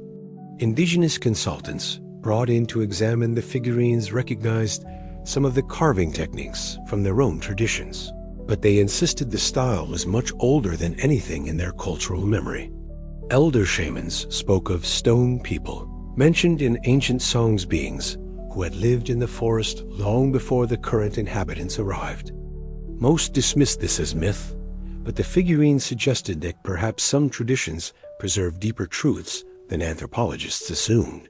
The site where the figurines were found showed evidence of long-term occupation. Beneath the surface, Dr. Santos's team uncovered post holes from substantial structures, fire hearths that had been used for generations, and middens full of pottery sherds and tool fragments. This hadn't been a temporary camp, but a permanent settlement, possibly home to hundreds of people for centuries. What made the discovery even more mysterious was its isolation. Unlike other major archaeological sites in the region, this location showed no evidence of connection to the river networks that archaeologists believed were essential for Amazonian civilizations. It sat on a low ridge far from any navigable waterway, surrounded by dense forest that would have made travel difficult. Yet somehow, this remote community had access to exotic materials, sophisticated technology, and artistic traditions that rivaled anything found in major urban centers. The figurines raised uncomfortable questions about Amazonian prehistory. How did an apparently isolated community develop such sophisticated artistic traditions? Where did they acquire the metal tools needed for such precise carving? Why did their portraits show such ethnic diversity in a region that was supposed to be inhabited by closely related indigenous groups? And perhaps most puzzling, why did they put so much effort into creating these small, portable artworks? Dr. Santos developed a theory that she was careful to present only in academic circles. The figurines, she suggested, might represent a kind of prehistoric United Nations, portraits of ambassadors or traders from distant regions who had gathered at this forest location for purposes we can only imagine. The site might have been a neutral meeting ground, a place where representatives from diverse cultures came to negotiate, trade, or participate in ceremonies that required broad participation. The theory gained support when isotope analysis of the stone revealed that the basalt had come from at least 6 different quarries spread across thousands of miles. The pigments used to paint the figurines included minerals found only in specific regions of Peru, Colombia, and the Guyana Shield. This wasn't local craft production, but evidence of trade networks that spanned the continent. Yet the mystery deepened when the site was abandoned. Around 1300 CE, all evidence of human occupation simply stops. The sophisticated community that had created these remarkable portraits vanished as completely as if they had never existed. The forest reclaimed their buildings, scattered their tools, and buried their artworks until chance brought them back to light 7 centuries later. Today, the figurines reside in a climate-controlled vault at the University of Brasilia, each one photographed and cataloged, but still enigmatic. Researchers continue to study them with increasingly sophisticated techniques, hoping to unlock the secrets of their creation and the people who made them. But perhaps the most haunting aspect of the discovery is the individuality of each carved face. These weren't mass-produced religious icons or stylized artistic conventions. They were portraits of real people, men, women, and children who lived and died in the Amazon centuries ago, their features preserved in stone by artists who saw something in each face worth remembering forever. In those carved eyes lies a challenge to every assumption about pre-Columbian Amazonia. They seem to ask, who were we? Where did we come from? And what did we know that you have forgotten? Stand in what appears to be pristine Amazon rainforest, and you may be walking through humanity's greatest work of art. What looks like untouched wilderness to untrained eyes reveals itself to be something far more remarkable, a carefully managed landscape, shaped by human hands over millennia, designed to maximize both productivity and biodiversity in ways that make modern agriculture seem crude by comparison. This is the revolutionary discovery that's reshaping our understanding of Amazonian history. The forest isn't entirely natural in the way we typically understand that term. Large sections of what we call rainforest are actually sophisticated agroforestry systems, managed by indigenous peoples with techniques so subtle and effective that they enhanced rather than diminished the ecosystem's complexity. Dr. Charles Clement, a botanist who has spent decades studying Amazonian plant communities, describes it as the world's largest garden, carefully tended for over 8,000 years. The evidence lies hidden in plain sight in the distribution of useful trees, the composition of plant communities, and the soil chemistry that still bears the fingerprints of ancient management practices. Walk with a trained botanist through seemingly virgin forest, and they can read the signs of human influence like pages in a book. Groves of Brazil nut trees that shouldn't occur naturally in such density. Patches of palm forest dominated by species that produce fruits, oils, and construction materials. Medicinal plants growing in concentrations that suggest deliberate cultivation. What appears to be random forest diversity reveals itself as carefully orchestrated abundance. The techniques used to create this managed landscape were so sophisticated that Western science is only beginning to understand them. Instead of clearing forest to plant crops, Amazonian peoples practiced what researchers call forest enrichment, selectively encouraging useful species while maintaining the overall structure and function of the forest ecosystem. They created forest islands in natural grasslands, expanded the range of valuable trees through careful transplanting, and developed polyculture systems that integrated dozens of useful species in single plots. Archaeological evidence suggests this forest management operated on a massive scale. Soil cores taken from across the Amazon basin reveal pollen signatures that indicate human influence over millions of acres. Carbon isotope analysis shows that forest composition has been shaped by human activity for millennia. Genetic studies of crop plants reveal that their distribution follows patterns of human migration and trade rather than natural dispersal. The most dramatic example comes from the famous forest islands of the Llanos de Moxos, in Bolivia's circular patches of forest rising from natural grasslands like green islands in a golden sea. For decades, scientists assumed these were natural phenomena, perhaps caused by differences in drainage or soil chemistry. But archaeological investigation revealed that each forest island sits atop the remains of human settlements, their rich soils created by centuries of careful composting, and their plant communities, shaped by generations of selective management. Dr. Clark Erickson, who has studied these forest islands for over 20 years, estimates that humans created over 4,000 of them across the Llanos de Moxos alone. Each island represents a multi-generational project, families and communities, working over centuries to transform patches of grassland into productive forest ecosystems that could support both human needs and wildlife habitat. The techniques used were remarkable for their subtlety. Rather than dramatic clearing and planting, Amazonian forest managers worked through what anthropologists call low-intensity management, small interventions that accumulate over time to create major landscape changes. They might transplant a few useful seedlings each year, gradually shifting forest composition toward greater productivity. They developed controlled burning techniques that opened understory spaces for desired species while maintaining canopy cover. They created clearings that mimic natural tree fall gaps, allowing light-loving crops to flourish within the forest matrix. Perhaps most importantly, they understood that forest management required thinking in terms of centuries rather than growing seasons.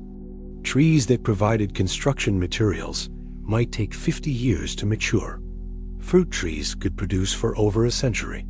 Medicinal plants often required specific soil conditions that took generations to develop. This long-term thinking created landscapes that became more productive and more biodiverse over time rather than less.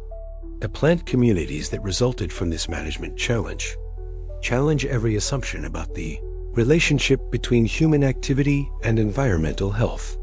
In many cases, areas that show evidence of intensive human management actually support more biodiversity than areas that appear untouched. The forest gardens created by indigenous peoples provided habitat for more species, supported more complex ecological relationships, and showed greater resilience to environmental stress than purely natural forests. Modern researchers are discovering that this managed forest landscape was incredibly productive. Estimates suggest that Amazonian agroforestry systems could support population densities comparable to intensive agriculture while maintaining forest cover and wildlife habitat. A single hectare of well-managed forest garden might produce fruits, nuts, oils, medicines, construction materials, and protein from managed wildlife, all while sequestering carbon, maintaining water cycles, and supporting biodiversity. The sophistication of this management system becomes clear when compared with modern attempts at sustainable forestry. Current agroforestry projects, developed with the best science available, typically focus on combining a few dozen species in simplified polycultures. Archaeological evidence suggests that indigenous forest managers were working with hundreds of species in complex, multi-layered systems that integrated trees, shrubs, herbs, vines, and even managed wildlife populations. The knowledge required for such management was encyclopedic.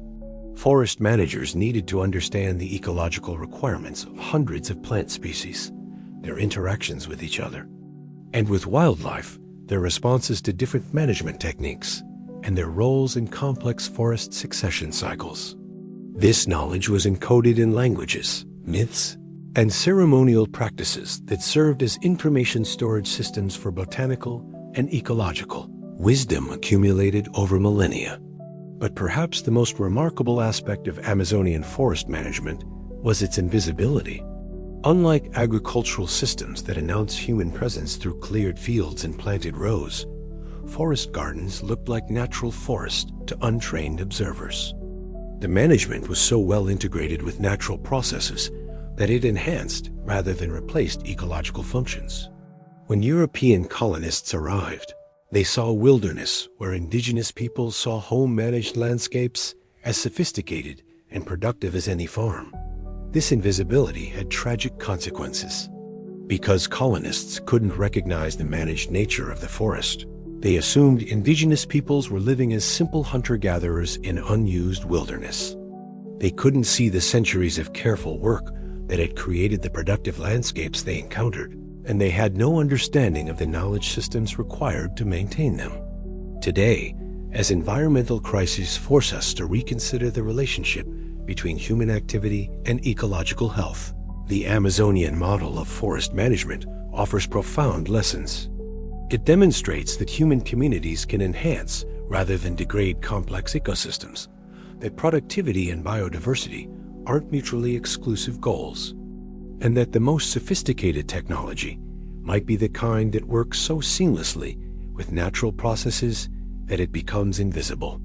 The forest is still there, still bearing the fingerprints of ancient gardeners, still producing the fruits of their labor centuries after the managers themselves vanished.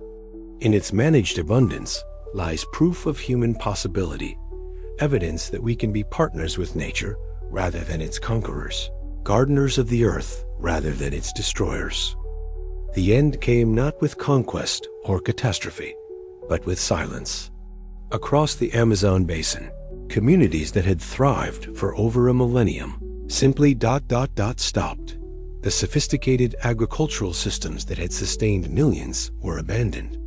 The trade networks that had connected settlements across thousands of miles fell dormant. The oral traditions that had preserved centuries of accumulated knowledge were broken, their carriers dead or scattered beyond the reach of memory. Archaeological evidence of this collapse reads like the aftermath of some cosmic disaster. In site after site across the Amazon, the story is the same: continuous occupation for hundreds of years, then sudden abandonment around 1500 CE. Pottery production ceases mid-tradition. Tool-making stops between one generation and the next. The terra preta soils that had been carefully maintained for centuries are left to the forest. Yet this wasn't the dramatic collapse that archaeologists find elsewhere in the world. No burned cities, no evidence of warfare, no signs of gradual decline and abandonment. Instead, there's a demographic vacuum so complete it suggests something beyond normal historical processes. Populations that may have numbered in the millions were reduced to scattered thousands within a century. The cause was microscopic: viruses and bacteria that arrived ahead of the Europeans themselves, spreading along the same trade networks that had once carried goods and innovations. Smallpox, measles, typhus, influenza diseases that had evolved alongside old world populations for millennia, but were entirely new to the Americas. Indigenous immune systems, shaped by thousands of years of isolation, had no defenses against these biological invaders. Modern epidemiologists estimate that epidemic diseases may have killed 90% of Native American populations within a century of first contact. But in the Amazon, with its dense settlements and extensive river transportation networks, the collapse was even more catastrophic. Diseases could spread from the Atlantic coast to the Andean foothills within months, devastating communities that had never seen a European face. Dr. Noble David Cook, who has studied historical demography in the Americas, describes what happened as the greatest demographic disaster in human history. Entire language groups vanished. Cultural traditions that had been maintained for centuries disappeared within single generations. The accumulated knowledge of sustainable tropical agriculture, sophisticated water management, and integrated agroforestry systems died with the people who possessed it. But perhaps the most profound loss was memory itself. The oral traditions that had served as libraries for indigenous knowledge were broken so completely that even the survivors lost track of their own history. Children who grew up speaking Portuguese or Spanish in mission settlements never learned the ancestral languages that contained their culture's deepest wisdom. The sophisticated civilizations of the pre-contact Amazon became myths, then legends, then forgotten entirely. Yet fragments of memory persisted in unexpected places. Indigenous oral traditions preserve scattered references to a before time, when their ancestors lived differently in larger communities, with greater abundance, following practices that no one remembered how to perform. These stories speak of cities beside great waters, of leaders who could command the rivers, of times when the forest provided everything anyone could need without effort. The Tucano people of the Colombian Amazon maintain origin myths that describe their ancestors arriving from the east, following rivers upstream to establish territories in the deep forest. But they also preserve stories of an earlier time when their people lived in stone houses and possessed technologies that were later lost. Similar traditions exist among dozens of Amazonian groups, fragments of cultural memory that suggest awareness of a more complex past. Archaeological evidence supports these traditional memories. Sites throughout the Amazon show clear breaks in cultural continuity around 1500 CE, followed by simpler material cultures that suggest populations adapting to survival under catastrophic conditions. The elaborate ceramic traditions that had flourished for centuries gave way to simpler pottery. Complex tool technologies are abandoned in favor of more basic implements. Settlement patterns shift from permanent villages to more mobile camps. In some cases, survivors actively rejected the complex systems that had failed to protect them. Archaeological evidence suggests that some groups deliberately simplified their material culture, abandoning pottery-making traditions and complex tool technologies in favor of simpler, more portable lifestyles. The elaborate earthworks that had been symbols of communal achievement were abandoned, allowed to erode, and returned to forest. This cultural simplification had profound psychological dimensions. Survivors found themselves in a world where all the old certainties had vanished. The social structures that had organized labor and distributed resources had collapsed. The trade networks that had connected communities across vast distances were severed. The agricultural knowledge that had sustained dense populations was lost when the experts who possessed it died. Some communities developed what anthropologists call revitalization movements, attempts to recreate lost traditions or develop new ones that could restore meaning to shattered worlds. These movements often combine fragments of older traditions with new elements adapted to changed circumstances. But without the cultural continuity that had maintained complex knowledge systems for centuries, much of the older wisdom was permanently lost. The Spanish chroniclers who arrived in the aftermath of this demographic collapse found it almost impossible to believe that the scattered tribes they encountered were the descendants of the sophisticated societies described by earlier explorers.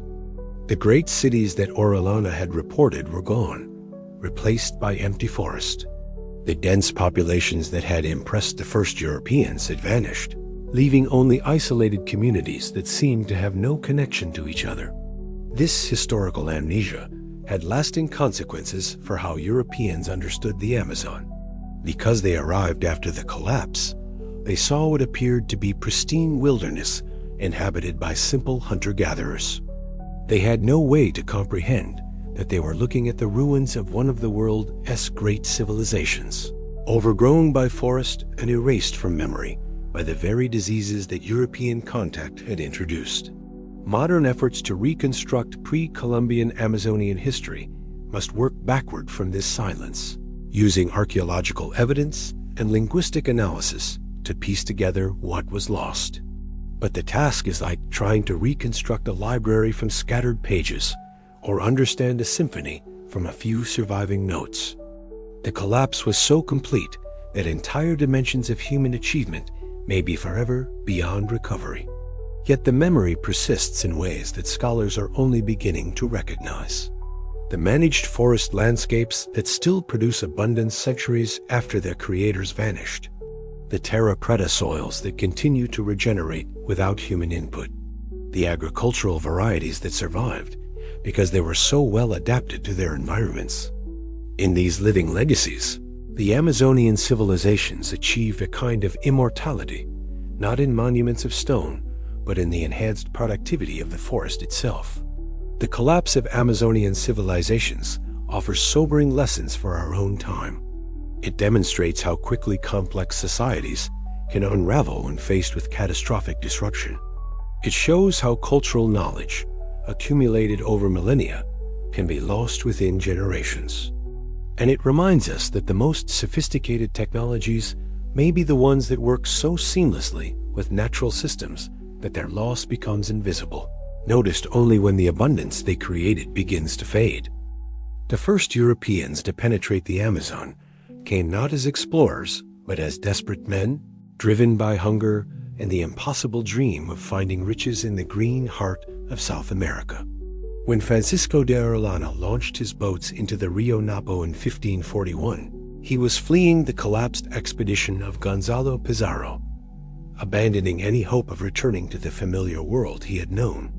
What he found, floating down rivers whose names he didn't know toward an ocean he couldn't imagine, was a populated continent hidden beneath a canopy of trees. The world that Orellana entered was already dying, though he couldn't have known it. The diseases that preceded European settlement had been racing along indigenous trade routes for decades, spreading death faster than news could travel. The great river cities that Orellana's chronicler, Gaspar de Carvajal, described in breathless dial, settlements that stretched for miles along the riverbanks, supporting populations in the tens of thousands, were likely the last gasps of civilizations already in collapse. Yet even in their diminished state, These communities impressed the Europeans with their scale and organization. Carvajal wrote of cities that extended beyond the horizon, of roads that disappeared into the forest interior, of leaders who commanded flotillas of hundreds of war canoes. The abundance astounded men who had struggled through months of starvation in the Andean foothills. Here were granaries overflowing with maize, cassava, and dozens of other crops they didn't recognize. Markets offering goods from across the continent. Technologies that seemed impossibly sophisticated for people Europeans had been taught to consider primitive. But the strangers brought more than curiosity and wonder. In their breath, their clothes, their very presence, they carried invisible death. The microbes that lived harmlessly in European bodies became weapons of mass destruction when introduced to populations with no evolutionary experience of old-world diseases. A single sick sailor could trigger epidemics that would kill thousands. A contaminated piece of cloth could devastate entire communities. The death toll was so catastrophic, it challenges modern comprehension. Conservative estimates suggest that 90% of indigenous Americans died within a century of European contact. But in the Amazon, the collapse may have been even more complete. The dense populations that had been the strength of river civilizations became their vulnerability. The extensive trade networks that had connected communities across thousands of miles became highways for epidemic disease. Dr. Henry Dobbins, who pioneered the study of Native American historical demography, estimated that the pre-Columbian Amazon may have supported between 15 and 20 million people populations comparable to medieval Europe. By 1650, fewer than 1 million indigenous people remained in the entire basin. It was demographic collapse on a scale that has few parallels in human history. The speed of the dying outpaced European exploration. When later expeditions followed Orellana's route, they found empty rivers where he had reported great cities. The Spanish assumed their predecessors had been lying or hallucinating, unable to comprehend that entire civilizations had vanished in the decades between expeditions. What had been a populated landscape became empty wilderness, available for European colonization precisely because its original inhabitants had died too quickly to resist. Yet the arrival of strangers brought more than disease. It brought a fundamentally different understanding of the relationship between humans and nature, one that would reshape the Amazon as profoundly as any epidemic. Europeans saw forest as obstacle to be cleared, rivers as resources to be exploited, indigenous peoples as labor to be managed or impediments to be removed. The idea that humans could be partners with the forest ecosystem, enhancing its productivity while maintaining its essential character, was literally incomprehensible to minds shaped by centuries of agricultural conquest. The missionary settlements that Europeans established became laboratories for cultural transformation as profound as the biological one. Indigenous children, orphaned by epidemic disease, were gathered into missions where they learned Portuguese or Spanish, Catholic theology, and European work patterns. The languages that had encoded thousands of years of ecological knowledge were actively suppressed. Traditional agricultural practices were abandoned in favor of European crops and techniques. The oral traditions that had served as libraries for indigenous wisdom were dismissed as pagan superstition. Father Samuel Fritz, a Jesuit missionary who worked among the Omagua people in the late 17th century, left detailed records of this cultural transformation. He described communities that had lost their traditional leaders, their ancestral languages, and their connection to the land within a single generation. Children who had been born into sophisticated indigenous cultures grew up speaking only Spanish and practicing only European customs. The break with the past was so complete that within decades, entire ethnic groups had effectively ceased to exist as distinct cultures. The ecological consequences were as profound as the cultural ones. The managed forest landscapes that had sustained millions of people were abandoned, left to revert to wild forest as their human partners died or were relocated to mission settlements. The complex agroforestry systems that had integrated hundreds of useful species over thousands of acres were replaced by simple European crops grown in cleared fields. The terra preta soils that had been carefully maintained for centuries were left to the mercy of natural processes. Yet European colonists often found themselves dependent on indigenous knowledge, even as they worked to destroy indigenous cultures. The crops that sustained colonial settlements, cassava, maize, sweet potatoes, were indigenous domesticates developed over millennia of careful selection. The trade routes that connected colonial settlements followed paths established by indigenous peoples centuries earlier. Even the locations of successful colonies were often determined by indigenous settlement patterns, built on sites that had been chosen for their strategic advantages generations before Europeans arrived. The irony was profound. Europeans conquered the Amazon using technologies and knowledge developed by the peoples they were displacing, then convinced themselves that they were bringing civilization to an empty wilderness. The cities they built stood on the bones of earlier cities. The crops they grew had been developed by agricultural scientists whose names they never learned. The rivers they navigated had been highways for civilizations more sophisticated than their own. Some European observers recognized what was being lost. Alexander von Humboldt, the great naturalist who explored South America in the early 19th century, wrote with wonder about indigenous knowledge systems that surpassed European science in their sophistication. He described meeting indigenous guides who could navigate through hundreds of miles of seemingly identical forest using landmarks invisible to European eyes. Who could identify medicinal plants from minute variations in leaf shape, who possessed astronomical knowledge that allowed them to predict seasonal changes with extraordinary precision. But such recognition came too late. By the time European science developed the tools to properly study indigenous knowledge systems, most of those systems had been destroyed or survived only in fragments. The great library of Amazonian wisdom encoded in languages, ecological practices, and oral traditions had been burned as effectively as any book, its contents scattered to winds that could never gather them again. The arrival of strangers in the Amazon wasn't just the meeting of different cultures, but the collision of incompatible worldviews. European colonialism brought more than new diseases and technologies. It brought a different understanding of what it meant to be human in the natural world.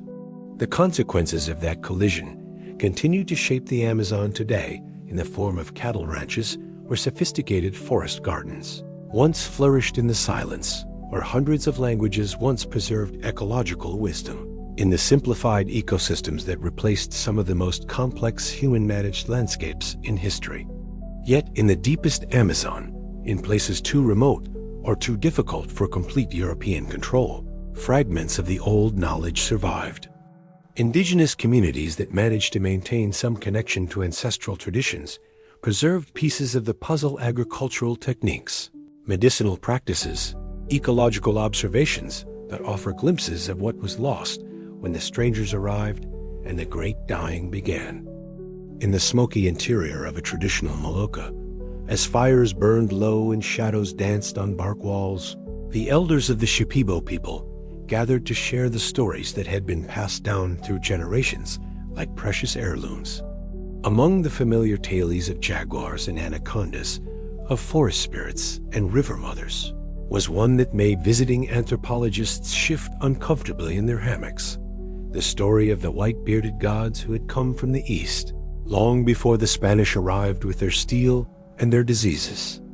The legend, preserved in dozens of variations across the Amazon basin, speaks of pale-skinned visitors who arrived in great boats, carrying knowledge of agriculture, astronomy, and medicine that transformed indigenous societies. These strangers, described as tall and bearded with skin like fish bellies, were said to have taught the ancestors how to cultivate new crops, predict celestial events, and work with metals that had previously been unknown. Dr. Maria Auxiliadora Cordero, an anthropologist who has spent decades collecting oral traditions from Amazonian peoples, found similar stories among groups separated by thousands of miles and centuries of independent development. The Kayapo speak of sky people who came from the direction of the rising sun. The Tucano preserve memories of white teachers who emerged from the great waters. The Guarani tell of Sum, a bearded culture hero who brought the gifts of civilization before disappearing into the western mountains. What makes these stories particularly intriguing is their consistency across cultures that had little contact with each other. The visitors are invariably described as pale-skinned and bearded, characteristics rare among indigenous Amazonian populations. They arrive by water from the east, bringing technologies and knowledge that transform local societies. And crucially, these events are placed in the deep past, long before historical European contact. Mainstream anthropology has typically dismissed such stories as either post-contact fabrications indigenous peoples incorporating European characteristics into older myths, or as coincidental similarities that reveal nothing about actual historical events. But a small group of researchers has begun to take these traditions more seriously, asking whether they might preserve memories of transoceanic contact that predates Columbus by centuries. The most detailed version of these legends comes from the Inca, who spoke of Viracocha, a bearded god who emerged from Lake Titicaca and traveled northward, teaching the arts of civilization before disappearing across the Pacific. Spanish chroniclers recorded these stories in detail, noting that indigenous peoples often initially mistook conquistadors for the return of Viracocha and his companions. But it was in the Amazon that such stories took on their most elaborate forms.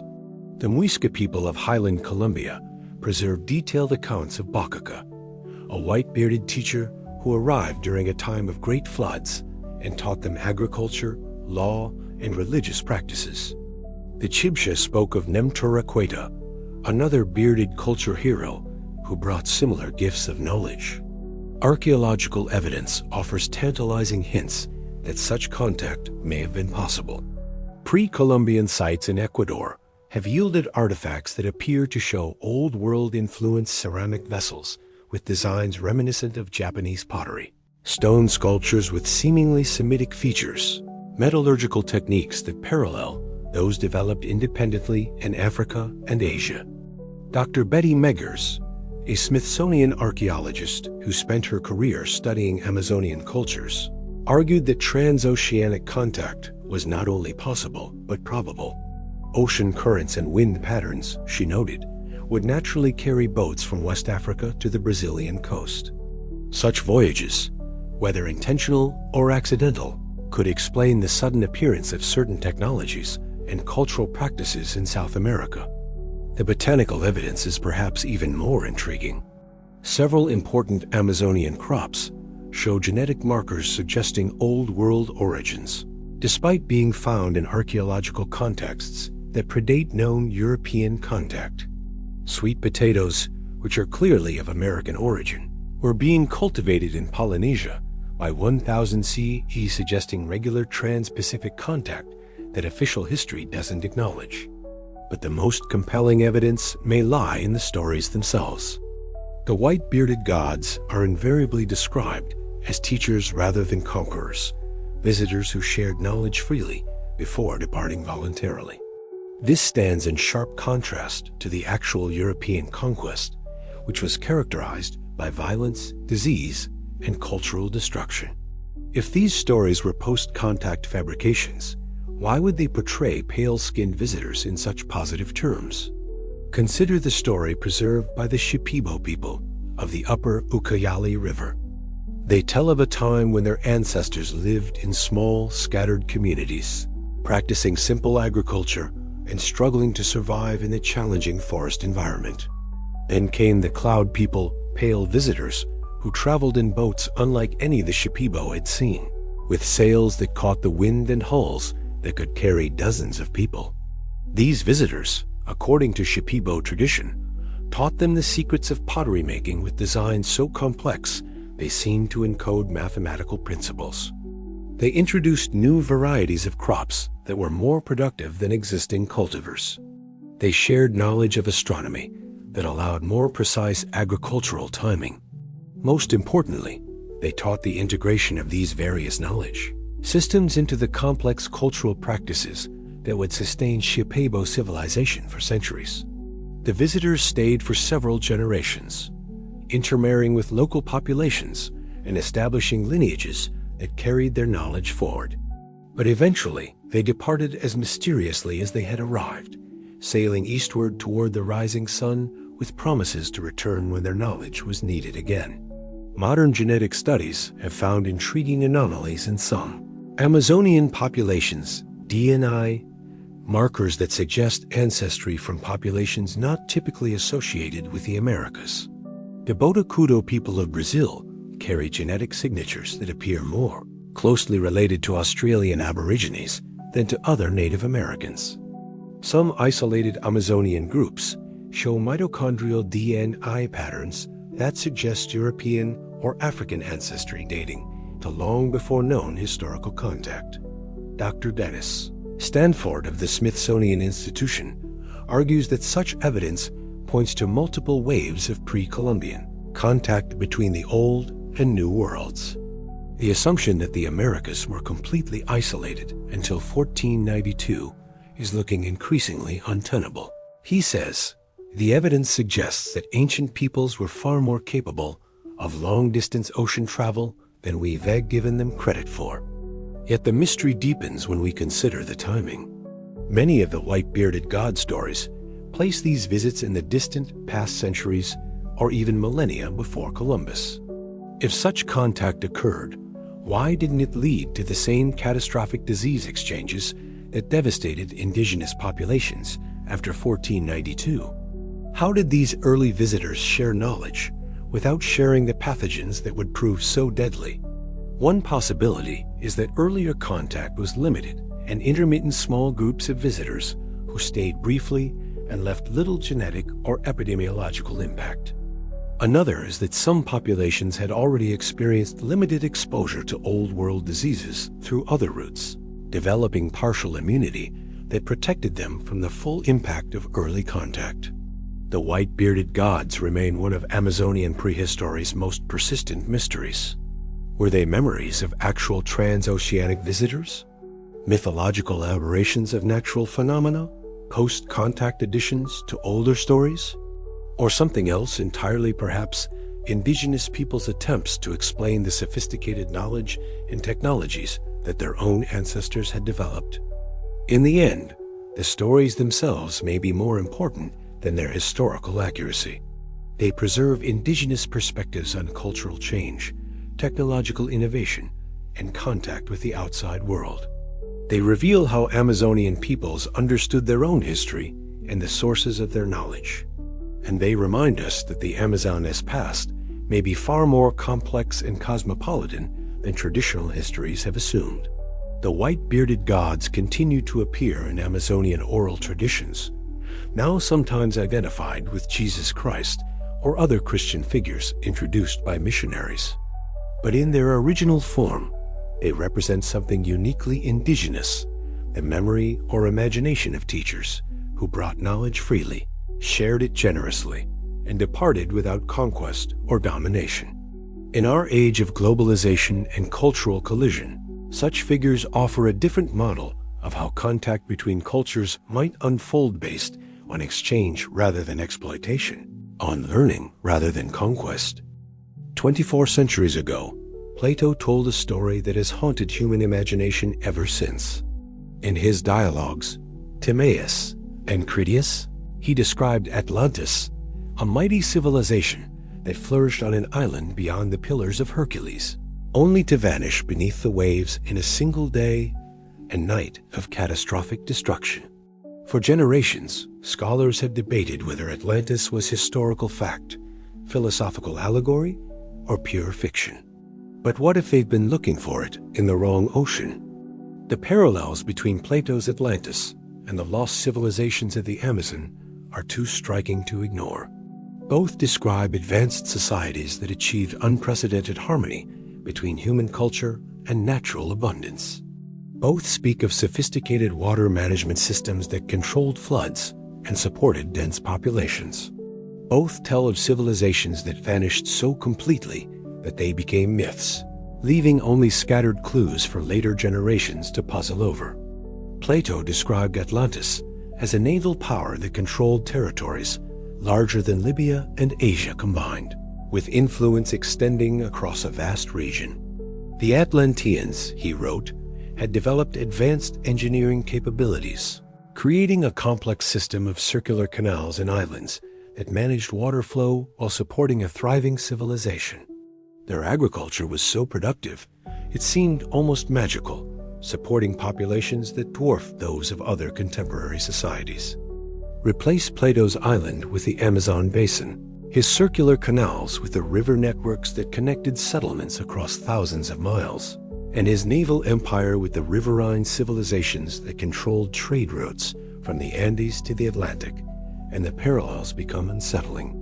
The Amazon civilizations achieved exactly what Plato attributed to Atlantis: the creation of abundance through environmental mastery. The development of transportation networks that unified vast territories, and the establishment of societies so sophisticated that their collapse seemed impossible to those who witnessed their glory. Even more intriguing are the details of Atlantean technology that Plato preserved. He wrote of advanced metallurgy, including the use of orichalcum, a mysterious metal that was supposedly second only to gold in value. Archaeological evidence from the Amazon reveals sophisticated metalworking traditions that produced alloys unknown elsewhere in the pre-Columbian Americas. The Tumbaga artifacts found throughout the region combine gold, copper, and silver in proportions that create metals with properties superior to any single element. Plato's description of Atlantean agriculture emphasizes the integration of human management with natural abundance, exactly what modern researchers are discovering about Amazonian forest management. The Atlanteans, according to Plato, had learned to work with their environment rather than against it, creating agricultural systems that enhanced rather than depleted natural productivity. This mirrors the sophisticated agroforestry techniques that sustained millions of people in the Amazon while actually increasing the forest as biodiversity. The chronology raises fascinating questions.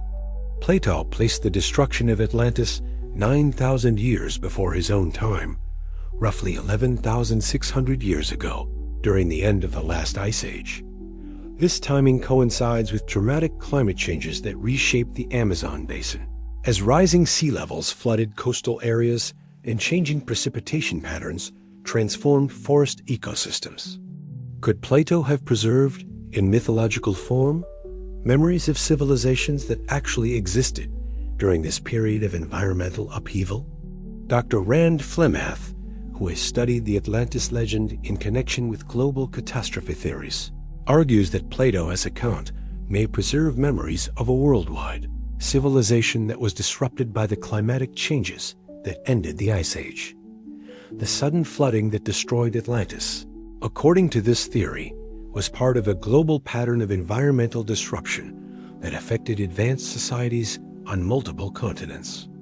Archaeological evidence from the Amazon suggests that human occupation of the region extends much further back than previously thought.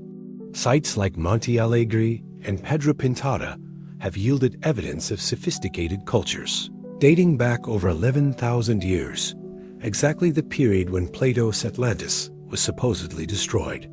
These early Amazonian peoples developed technologies and cultural practices that would later flourish in the classical period of Amazonian civilization. The destruction narrative offers another parallel. Plato described Atlantis as being destroyed not by war or gradual decline, but by a sudden catastrophe that erased it from history so completely that only fragmented memories survived. This mirrors the demographic collapse that destroyed Amazonian civilizations around 1500 CE, not through conquest or environmental degradation, but through epidemic diseases that killed 90% of the population within decades. Both Atlantis and the Amazon civilizations were said to possess wisdom that surpassed that of their contemporaries. Plato described the Atlanteans as having developed philosophical and scientific knowledge that made them the teachers of other nations.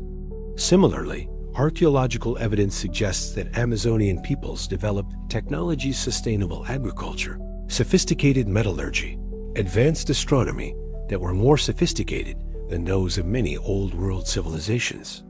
The theme of lost knowledge runs through both stories. Plato suggested that the destruction of Atlantis represented a catastrophic loss of human wisdom, setting back the development of civilization for millennia.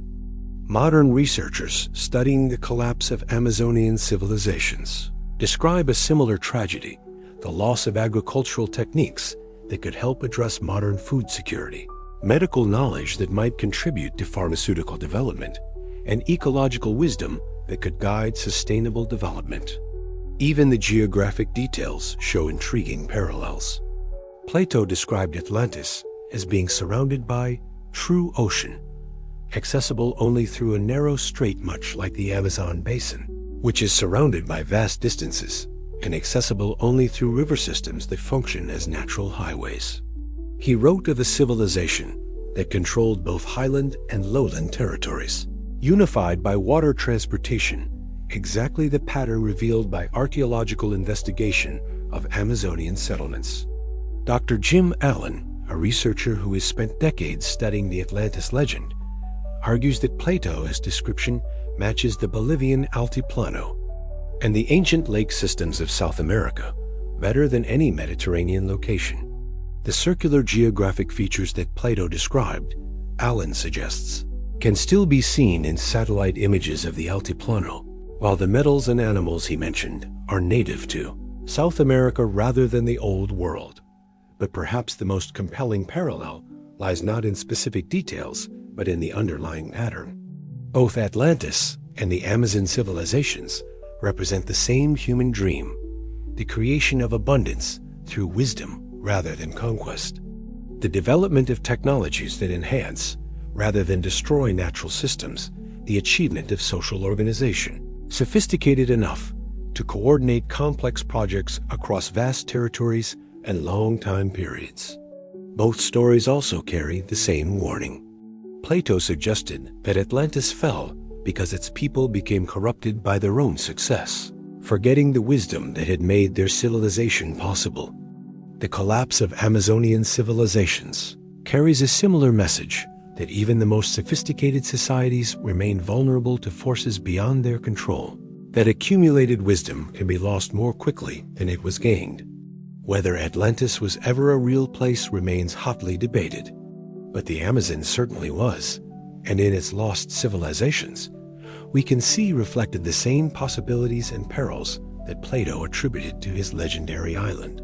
The Amazon was humanity's real Atlantis, a place where advanced civilizations learned to create abundance through environmental partnership, only to vanish so completely that their achievements became myths. In our age of environmental crisis, both stories carry the same urgent message, that human societies can achieve remarkable things when they work with natural systems, rather than against them, but that such achievements remain fragile, vulnerable to disruption by forces, whether geological, biological, or cultural, that can erase millennia of progress in mere decades. The Amazon and Atlantis mirror each other across time and geography, twin reflections of human possibility and human loss, reminders that the most sophisticated civilizations may also be the most vulnerable, and that the greatest tragedies may be not the cities that fall, but the wisdom that dies with them. Buried in the sediments of Amazonian lakes lies a secret library of climate history, written in pollen grains and charcoal fragments, in the chemical signatures of ancient rainfall and the fossil remains of long-vanished ecosystems. These natural archives tell a story that challenges everything we thought we knew about the Amazon's past, a story of dramatic climate shifts that transformed the rainforest from savanna to jungle and back again, creating windows of opportunity for human civilization that opened and closed over thousands of years. For most of the past 50,000 years, the Amazon looked nothing like the lush rainforest we know today. During the coldest periods of the Ice Age, global climate patterns shifted precipitation away from the Amazon basin transforming vast areas of rainforest into dry grassland and scattered woodland. What we now think of as the world's largest tropical rainforest was actually a fragmented landscape of forest islands, separated by expanses of savanna. Dr. Mark Bush, a paleoecologist who has spent decades studying Amazonian climate history, describes these ancient landscapes as a completely different world. Core samples from lake sediments reveal pollen signatures dominated by grasses rather than forest trees, charcoal layers indicating frequent fires, and chemical markers showing dramatically reduced rainfall. During these dry periods, the mighty Amazon River may have been little more than a seasonal stream, and the diverse ecosystems that support today its incredible biodiversity were reduced to scattered refugia in the wettest areas. But then, around 15,000 years ago, everything changed. As the Ice Age ended and global climate patterns shifted, precipitation returned to the Amazon basin with unprecedented intensity. The scattered forest islands began to expand, connecting across former grasslands and eventually creating the continuous rainforest canopy that would come to dominate the region. This wasn't a gradual transition, but a relatively rapid transformation that reshaped the entire landscape within a few thousand years. This climate shift created conditions unlike anything that had existed before in the Amazon or anywhere else on Earth. The combination of warm temperatures, abundant rainfall, and fertile soils, including the terra preta being created by human activity, produced what may have been the most productive ecosystem in human history. For the first time, the Amazon could support not just hunter-gatherer populations, but complex agricultural societies with dense populations and sophisticated technologies. The timing is crucial. Archaeological evidence shows that this period of optimal climate conditions, roughly 8,000 to 1,500 years ago, corresponds exactly with the flourishing of Amazonian civilizations. The geometric earthworks, the sophisticated agricultural systems, the trade networks connecting settlements across thousands of miles, all of these achievements occurred during what climatologists call the Holocene optimum, when Amazonian rainfall reached levels that wouldn't be seen again until modern times.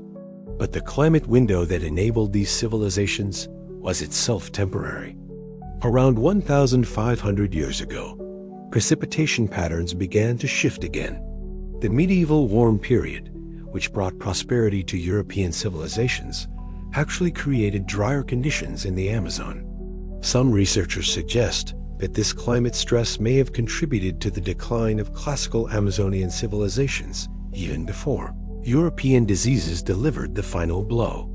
Dr. Francis Mayo, whose research focuses on Amazonian paleoclimatology, has documented multiple cycles of climate change that would have profoundly affected human societies.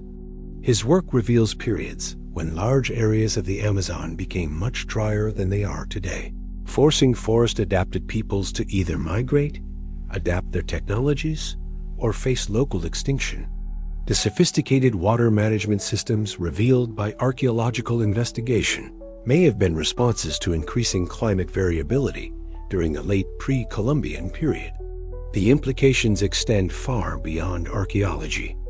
If Amazonian civilizations were enabled by specific climate conditions that no longer exist, it raises profound questions about the relationship between human achievement and environmental context. The technologies and social systems that sustained millions of people in the pre-Columbian Amazon may have been perfectly adapted to climate conditions that were unique to that historical period. Consider the sophisticated flood management systems that archaeologists have discovered throughout the Amazon basin. These weren't just engineering marvels, but climate adaptations, designed to work with specific patterns of seasonal flooding that reflected particular atmospheric and oceanic conditions. When those climate patterns shifted, even slightly, the infrastructure that had sustained complex civilizations for centuries could become obsolete within decades. The agricultural systems that created the Amazon's managed forest landscapes were similarly climate dependent. The polyculture techniques that sustained dense populations required precise timing of planting and harvesting that was synchronized with seasonal rainfall patterns. The agroforestry systems that enhanced forest productivity depended on specific relationships between temperature, humidity, and soil moisture that could be disrupted by relatively minor climate changes. Modern climate modeling suggests that the Amazon has experienced much greater climate variability than previously recognized.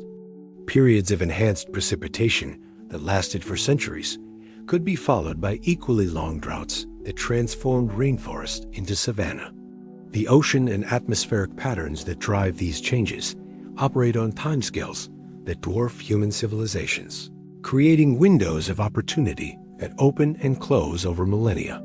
The last major climate shift in the Amazon occurred around 1,000 years ago, during what climatologists call the medieval climate anomaly. Proxy data from lake sediments and tree rings suggests that this period saw increased drought frequency and reduced river flows across much of the basin. Archaeological evidence shows that many of the great earthwork complexes were abandoned during this period, possibly because the climate changes made their agricultural systems unviable.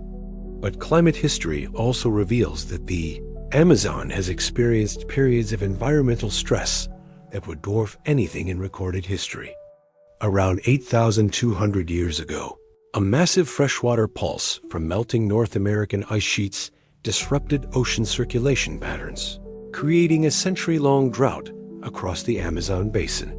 Pollen records show that forest cover collapsed across vast areas, creating landscapes more similar to modern African savannas than to tropical rainforest. Yet somehow, human populations survived these environmental catastrophes and rebuilt complex societies when conditions improved. This resilience suggests that Amazonian peoples developed cultural adaptations, social institutions, technological knowledge, and resource management practices that allowed them to persist through climate changes that would challenge even modern civilizations.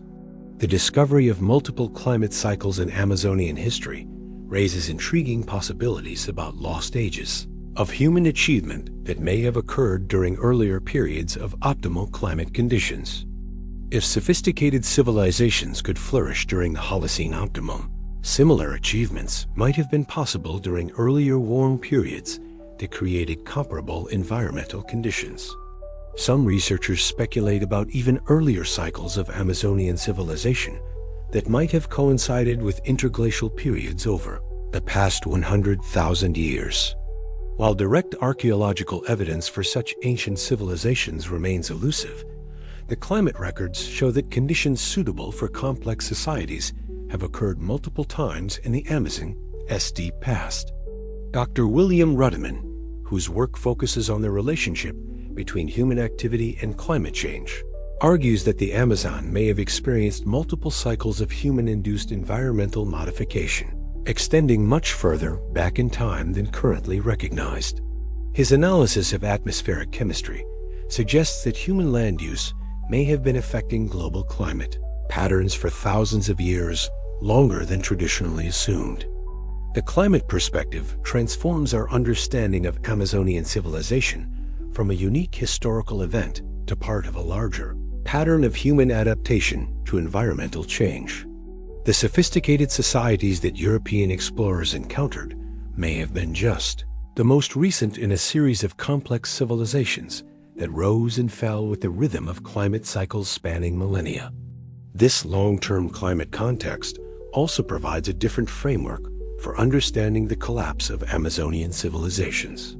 Rather than viewing the demographic catastrophe of the 16th century as the end of indigenous achievement in the Amazon, climate history suggests it was merely the most recent interruption in a much longer cycle of human adaptation to environmental change.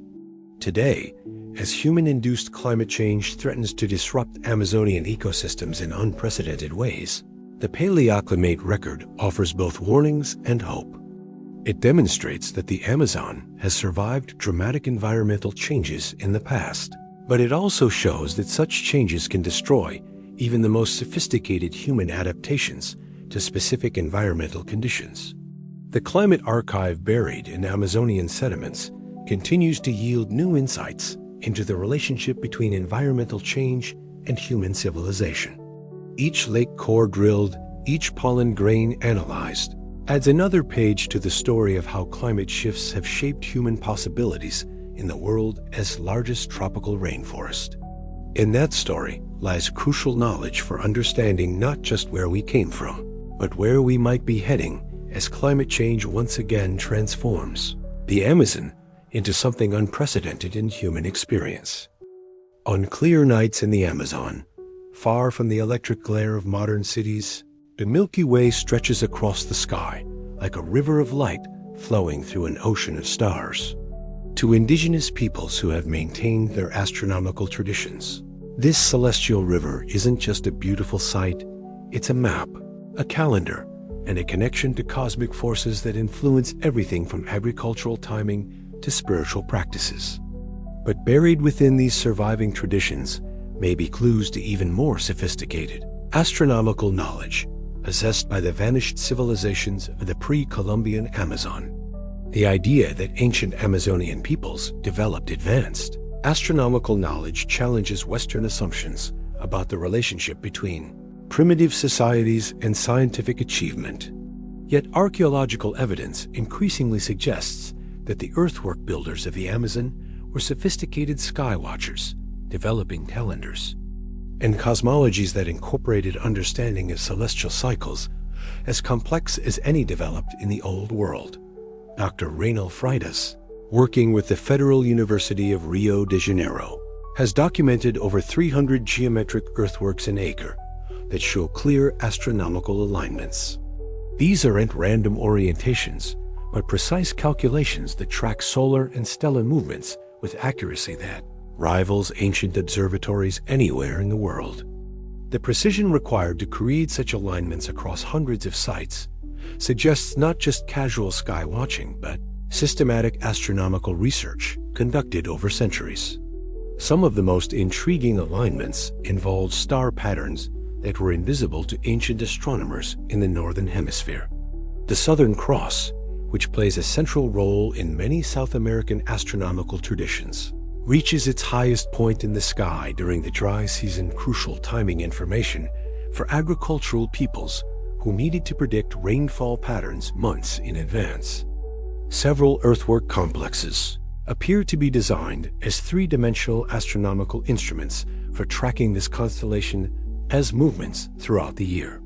But the astronomical connections may extend beyond simple calendar keeping to more sophisticated understanding of cosmic cycles. Some researchers have identified earthwork alignments that correspond to the precession of the equinoxes, the slow wobble of Earth as rotational axis that causes star positions to shift over centuries. Knowledge of precession wasn't supposed to exist in the pre-Columbian Americas, yet the archaeological evidence suggests that Amazonian astronomers may have been tracking this subtle celestial motion.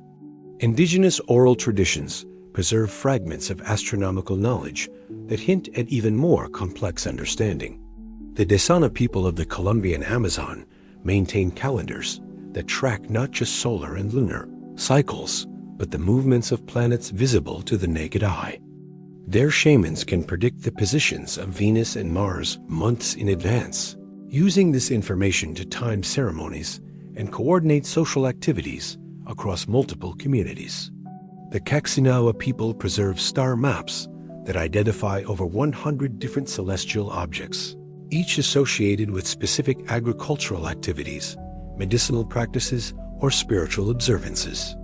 Their astronomical knowledge is encoded in ceremonial songs that can take hours to perform, serving as both entertainment and information storage systems that preserve precise astronomical data across generations. But perhaps the most intriguing connections involve what some researchers call archaeoastronomy at a distance, similarities between Amazonian astronomical traditions and those developed independently in other parts of the world. The same star patterns that guided earthwork construction in the Amazon also influenced monument building in ancient Egypt, megalithic construction in Europe, and temple orientation in Southeast Asia. Dr. Anthony Aveni, a leading expert in ancient astronomy, has identified remarkable parallels between Amazonian astronomical traditions and those of the Maya, despite thousands of miles of separation and minimal historical contact. Both cultures developed sophisticated Venus calendars that tracked the planet's synodic cycle with extraordinary precision. Both recognized the importance of the Pleiades star cluster for agricultural timing. Both developed concepts of cyclical time that incorporated multiple astronomical cycles into complex calendar systems.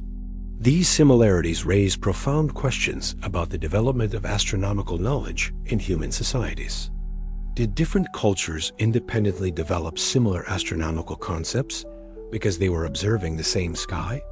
Or could there have been contact between ancient civilizations that shared astronomical knowledge across vast distances?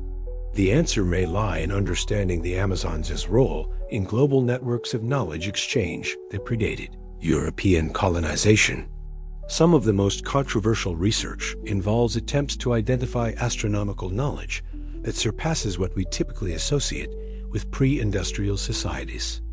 The Surui people of Rondônia preserve traditions that appear to describe the moons of Jupiter's celestial objects that were supposed to be visible without telescopes. The Tucano people of the upper Rio Negro have myths that seem to encode knowledge of Saturn's rings and the phases of Venus in remarkable detail. Dr. Gerardo Rekel-Dalmatov, who spent decades studying Tucano astronomy, documented traditions that suggest sophisticated understanding of planetary movements and stellar evolution. Tucano shamans speak of dancing stars that change position over long periods, possibly references to binary star systems, whose orbital mechanics were understood by European astronomy until the 19th century. The astronomical traditions also reveal sophisticated mathematical concepts embedded in indigenous knowledge systems. Many Amazonian cultures developed counting systems based on astronomical cycles rather than simple numerical sequences. The Baroro people use a calendar system that integrates solar years, lunar months, and Venus cycles into a mathematical framework that accurately predicts celestial events decades in advance. Archaeological evidence suggests that this astronomical knowledge was integrated into landscape management and urban planning on a massive scale. The raised road networks that connected earthwork sites across hundreds of miles appear to follow astronomical alignments, creating transportation systems that functioned as giant astronomical instruments. Travelers moving along these roads would have been able to navigate using stellar references, but they would also have been participating in ritualistic journeys timed to celestial events. The implications extend beyond archaeology to questions about the nature of scientific knowledge itself. If indigenous Amazonian peoples developed astronomical understanding comparable to ancient civilizations in the Old World, it suggests that sophisticated science can emerge in any cultural context given sufficient time and motivation. The absence of written records doesn't necessarily indicate the absence of systematic scientific investigation. Modern efforts to understand Amazonian astronomy face the same challenges that confront all aspects of indigenous knowledge preservation. The languages that encoded astronomical terminology are disappearing faster than they can be documented. The social context that gave meaning to astronomical observations have been disrupted by centuries of cultural change. The environmental conditions that made astronomical observation practical dark skies unpolluted by artificial light are disappearing as development encroaches on traditional territories. Yet fragments of this astronomical heritage survive in unexpected places. GPS coordinates of traditional fishing and hunting sites often correspond to astronomically significant locations, suggesting that indigenous peoples continue to use celestial references for navigation and resource management. Traditional ecological calendars, which time agricultural and hunting activities to seasonal changes, frequently incorporate astronomical observations that demonstrate sophisticated understanding of the relationship between celestial and terrestrial cycles. Dr. Stanislav Drobner, working with indigenous communities in the Venezuelan Amazon, has documented navigation techniques that use stellar positions to maintain direction during long canoe journeys through seemingly featureless forest. These methods require memorization of hundreds of star positions and their seasonal movements, cognitive feats that rival the astronomical knowledge of professional astronomers. The cosmic connection that linked ancient Amazonian civilizations to the broader universe may have been their greatest achievement. In an age when most human societies were focused on local survival and resource competition, Amazonian peoples developed perspectives that encompassed cosmic scales of space and time. They saw themselves not as isolated communities struggling against nature, but as participants in cosmic processes that connected the smallest details of daily life to the grandest patterns of stellar evolution. This cosmic perspective may explain the remarkable sustainability of Amazonian civilizations during their peak periods. Societies that think in terms of astronomical cycles, measuring time in centuries and millennia rather than seasons and years, naturally develop long-term approaches to resource management and environmental stewardship. The forest gardens and terra preta soils that sustained dense populations for centuries reflect planning horizons that match the time scales of stellar observations. Today, as modern civilization grapples with challenges that require long-term thinking and global perspective, the astronomical traditions of ancient Amazonia offer both inspiration and practical wisdom. They demonstrate that human societies can develop sophisticated understanding of cosmic processes without losing connection to local environments. They show that scientific knowledge and spiritual practice can be integrated rather than opposed. And they remind us that the greatest discoveries may come not from looking inward toward human concerns, but outward toward the cosmic forces that shape our planet's destiny. Above the Amazon canopy, the same stars that guided ancient earthwork builders continue their eternal dance, indifferent to human observation, but still available to those who take the time to look up and wonder.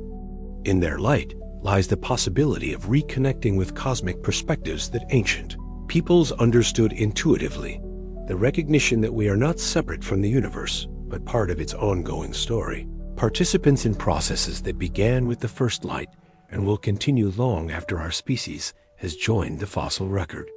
The sound came at dawn, as morning mist rose from the river and filtered sunlight painted the forest canopy in shades of emerald and gold. Carlos Mendoza, leading a small expedition up the Rio Purus in search of mineral deposits, heard at first a low, resonant hum that seemed to emerge from the earth itself. His indigenous guides stopped paddling immediately, their faces grave with recognition and something that might have been fear. Pedras Q. Canton, whispered Amaru, the elderly Ashwar man who had agreed to guide them into the remote headwaters. The stones that sing? We should not go there. But Carlos was a geologist, trained at the University of São Paulo and driven by scientific curiosity that had carried him through 20 years of Amazon exploration. The sound was unlike anything he had encountered, not the familiar calls of birds or monkeys, not the crack of falling trees or the splash of jumping fish. It was musical, almost orchestrated, as if the forest itself were humming in harmonious vibrations. Following the sound upstream, they came to a place where the river narrowed between high bluffs crowned with massive granite outcroppings. Here, scattered along the water's edge and extending up the forested slopes, were dozens of enormous boulders, each one roughly spherical, some as large as houses, all composed of the same fine-grained granite, but somehow different from the surrounding rock formations. When Carlos struck one of the smaller stones with a piece of driftwood, it rang like a bell, a pure, sustained note that echoed off the canyon walls and seemed to trigger responses from neighboring boulders.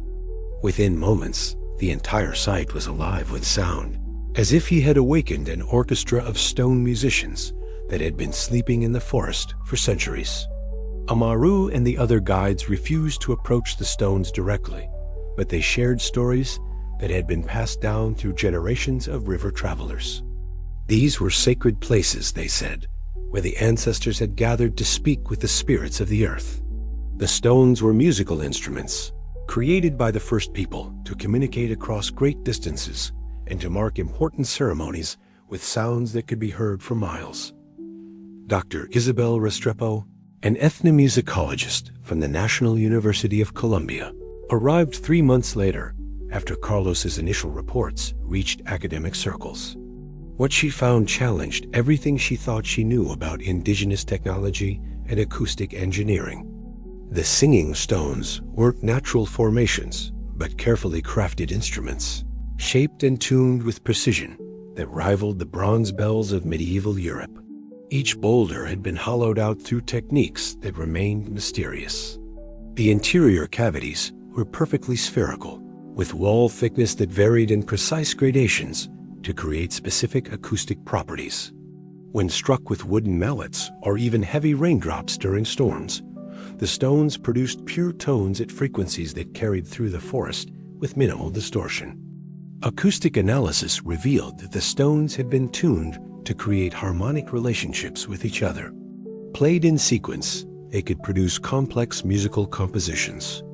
Played simultaneously, they created resonance patterns that amplified their individual voices into choruses audible for miles.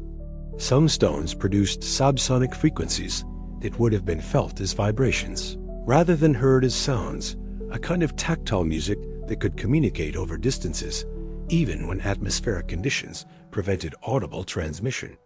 The archaeological context was equally remarkable.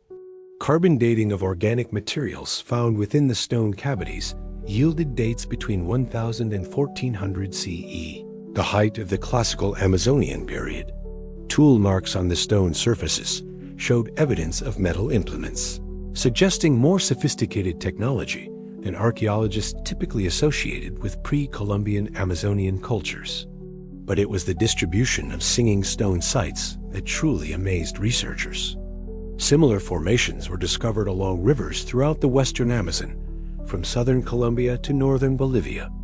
The acoustic properties of stones at different sites were calibrated to create networks of communication that could have connected settlements across hundreds of miles. Messages tapped out in rhythmic patterns could be relayed from site to site, creating a kind of telegraph system that predated European communication networks by centuries.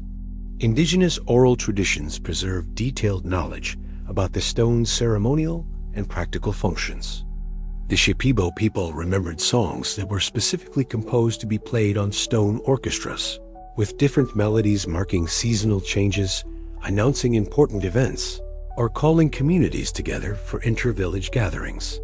The Ashuar described the stones as telephones to the ancestors, communication devices that allowed the living to speak with spirits of the dead.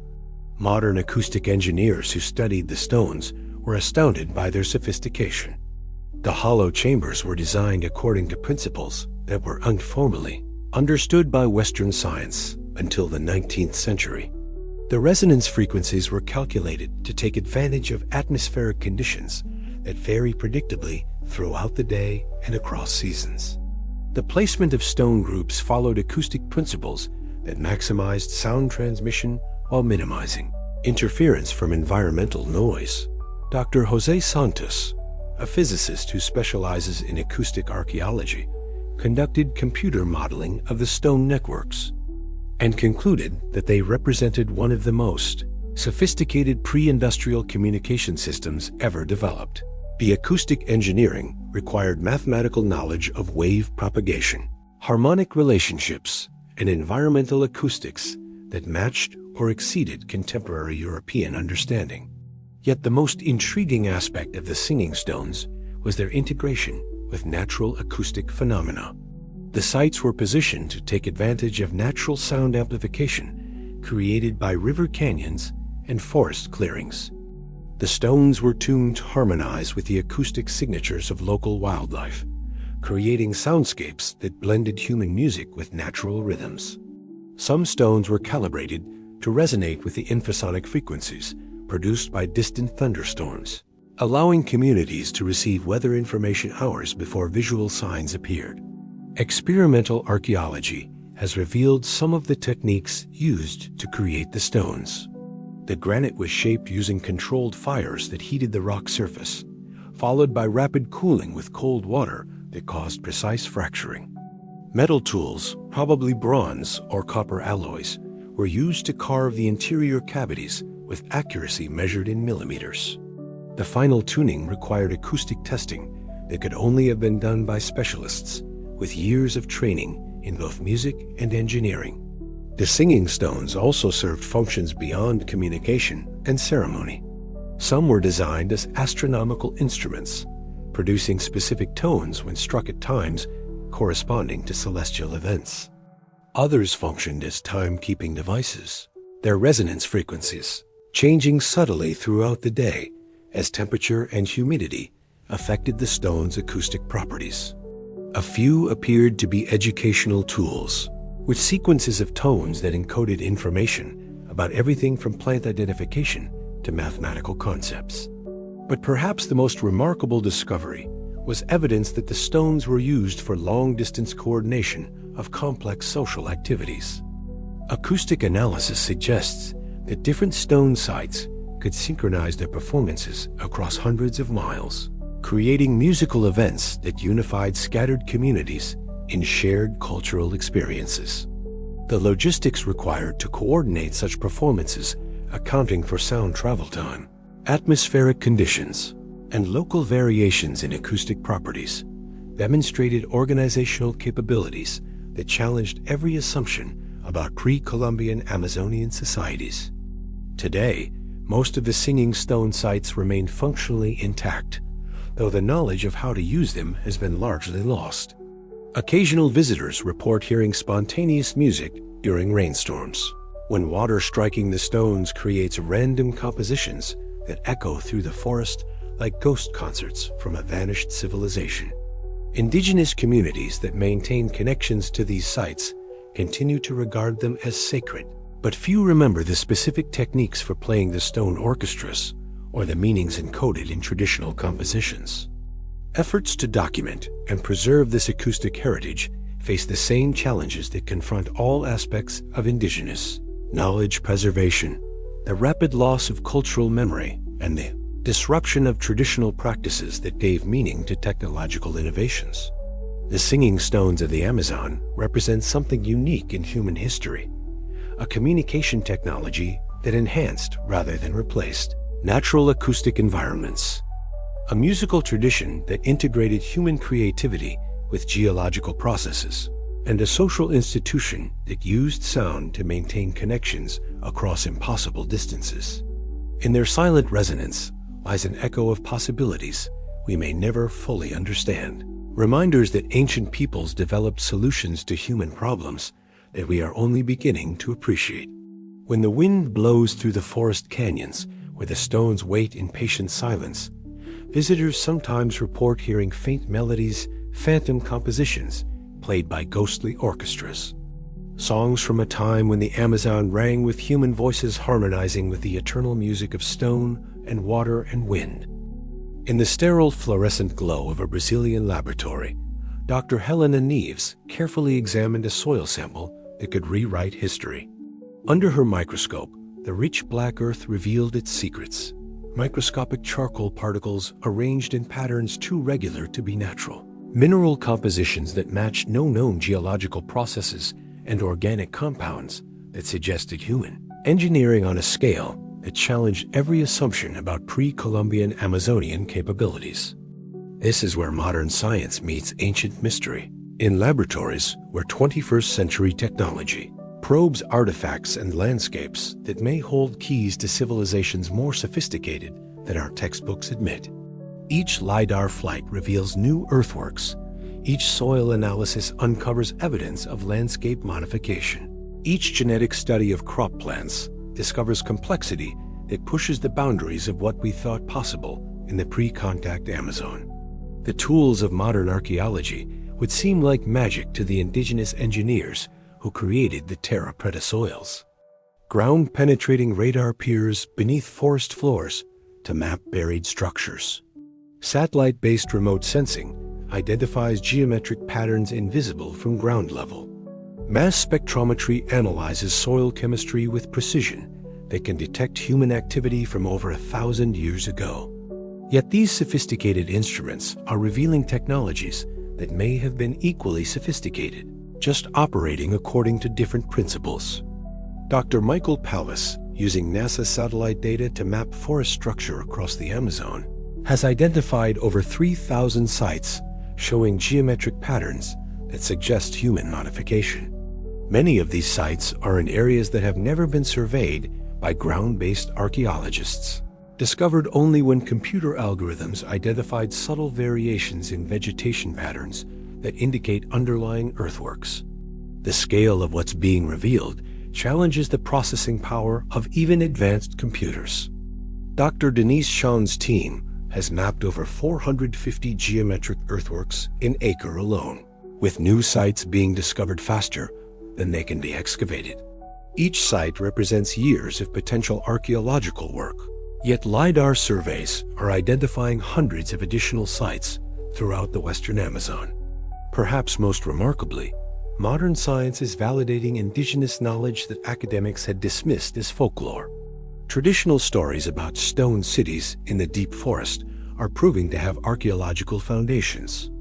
Indigenous maps that show trade routes connecting distant regions are being confirmed by isotope analysis of artifacts that traveled hundreds of miles from their sources.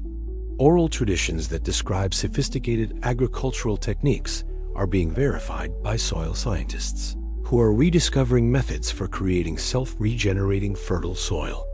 Dr. Charles Clement, as genetic analysis of Amazonian crops, has revealed domestication processes that are more complex than those that created modern wheat and rice. The indigenous peoples of the Amazon didn't just domesticate individual plants, they created entire ecosystems of interrelated species that supported each other in ways that modern agriculture is only beginning to understand. The peach palm, Bactris gassipes, for example, was modified so extensively that it can no longer survive without human care. Yet the modifications enhanced not just the fruit's nutritional value, but its role in supporting wildlife populations.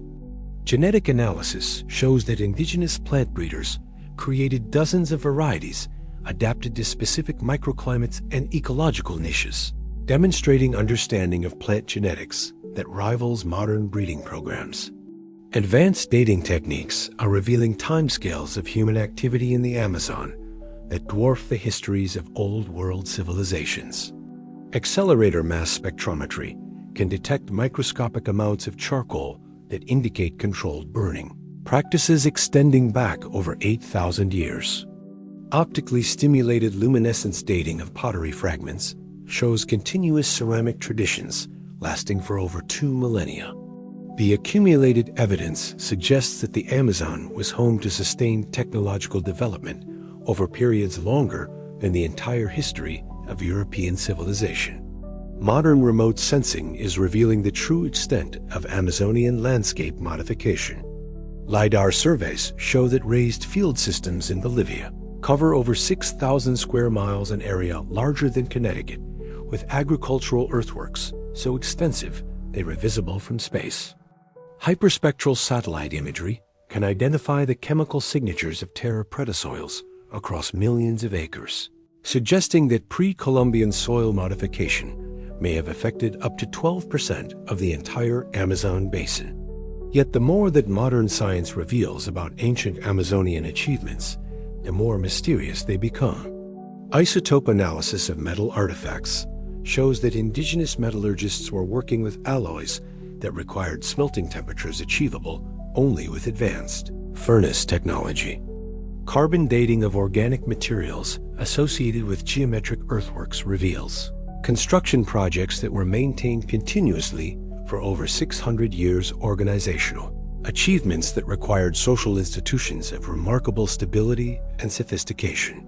Dr. Clark Erickson's team has used ground-penetrating radar to map the internal structure of raised earthworks, revealing construction techniques that incorporated sophisticated drainage systems, structural supports, and even what appeared to be ceremonial chambers within the earthen mounds.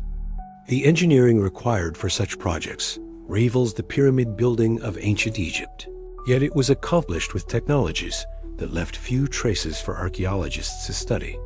Computer modeling of ancient Amazonian agricultural systems suggests productivity levels that could have sustained populations comparable to medieval Europe. Dr. William Denovan's calculations indicate that the raised field systems in the Llanos de Moxos could have supported population densities of over 1,000 people per square mile higher than most contemporary European regions. Modern atmospheric chemistry is revealing evidence of human impact on global climate patterns, extending back much further than previously recognized.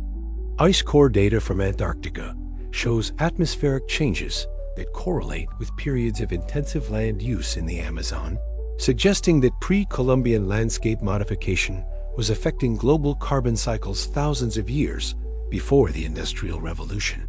Perhaps most intriguingly, advances in archaeoastronomy are revealing sophisticated astronomical knowledge encoded in Amazonian earthworks. Computer calculations show that many geometric earthworks are aligned not just to simple solar events, but to complex astronomical phenomena like the precession of equinoxes and the long-term cycles of planetary movements. The precision of these alignments requires mathematical knowledge that wasn't supposed to exist in pre-Columbian America.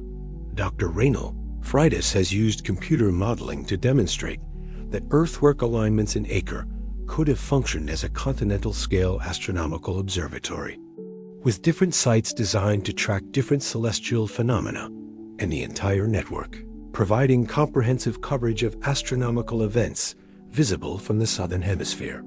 Yet for all its technological sophistication, modern science is also revealing the limitations of its own approaches to understanding ancient Amazonian achievements. The most sophisticated agricultural systems may be the ones that are most difficult to detect archaeologically because they worked so seamlessly with natural processes. The most advanced technologies may have been the ones that enhanced rather than replaced natural systems, making them nearly invisible to scientific instruments designed to detect human impact on the environment. Indigenous knowledge holders who work with modern researchers often point out phenomena that sophisticated instruments miss. Traditional ecological indicators that predict weather patterns months in advance prove more accurate than satellite-based meteorology. Indigenous soil classification systems that recognize dozens of different soil types provide more useful information for agriculture than standard scientific soil surveys. The collaboration between modern science and traditional knowledge is revealing that the most sophisticated discoveries may come not from advanced instruments, but from the integration of different ways of knowing. Computer analysis of traditional ecological calendars shows that they encode accurate astronomical information in forms that Western science didn't recognize as scientific. Genetic analysis of traditional crop varieties reveals sophisticated breeding programs that operated according to principles that modern biology is only beginning to understand. Dr. Anna Roosevelt, reflecting on decades of archaeological research in the Amazon, observes that every new technology we apply reveals greater complexity in pre-Columbian Amazonian societies. The more we learn, the more we realize how much we don't know and how much more sophisticated these ancient civilizations were than we ever imagined. The convergence of modern science and ancient mystery is creating new questions faster than it answers old ones. Each technological breakthrough reveals evidence of achievements that push the boundaries of what we thought possible in pre-industrial societies. Yet the more sophisticated our instruments become, the more they reveal about the sophistication of the people who created the phenomena we're studying. In the end, the greatest discovery may be not any particular ancient technology or achievement, but the recognition that human ingenuity has always been capable of far more than our histories record. The singing stones and fertile soils, the geometric earthworks and astronomical alignments all point to the same conclusion, that human creativity, given sufficient time and motivation, can achieve remarkable things regardless of the technological context in which it operates. The Amazon continues to yield its secrets to modern science, but each answer raises new questions about the nature of human achievement. The relationship between technology and wisdom and the possibilities for human societies that work with, rather than against the natural world.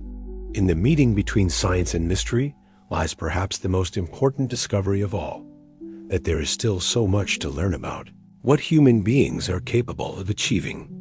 The forest is silent now. Only the whisper of insects, the drip of water from leaves, the slow breath of a place that has hidden its secrets for millennia.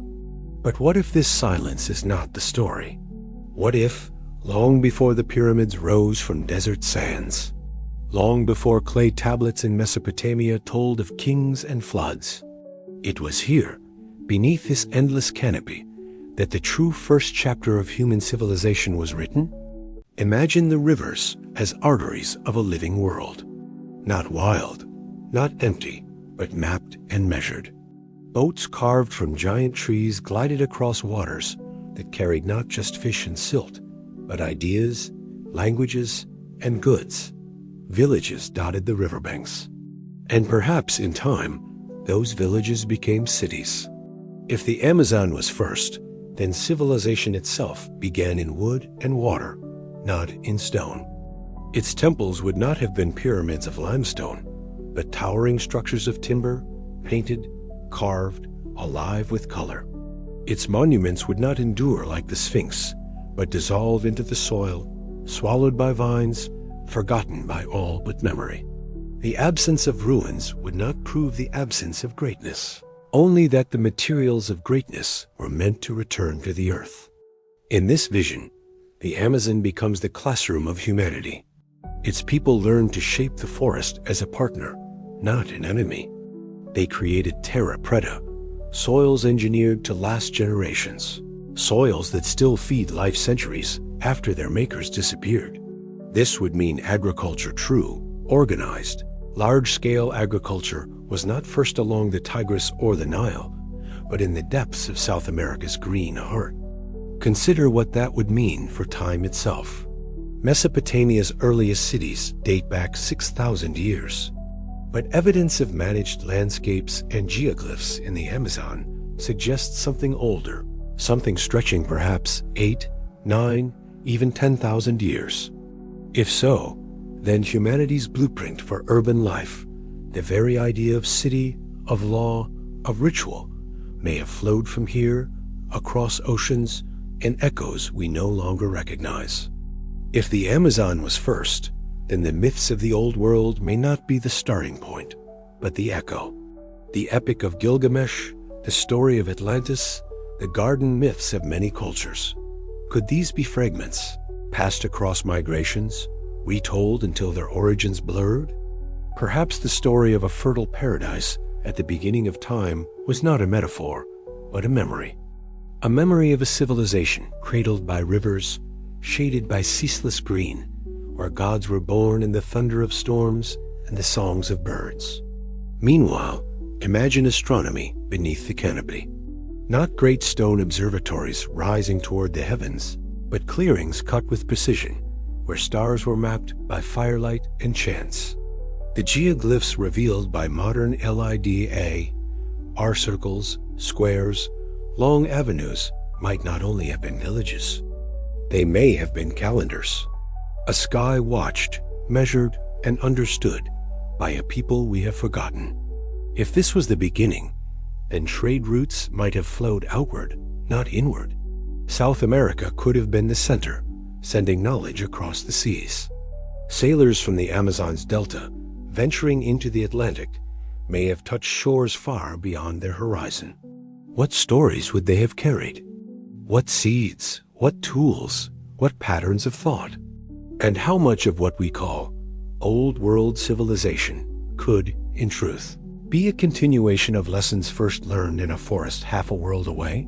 Speculation deepens when we imagine collapse. For if the Amazon was the first, then it was also the first to fall. Its downfall would not come from armies or conquest, but from the very nature of its creation. Wood rots, clay melts in the rain. The forest takes back what was once cleared.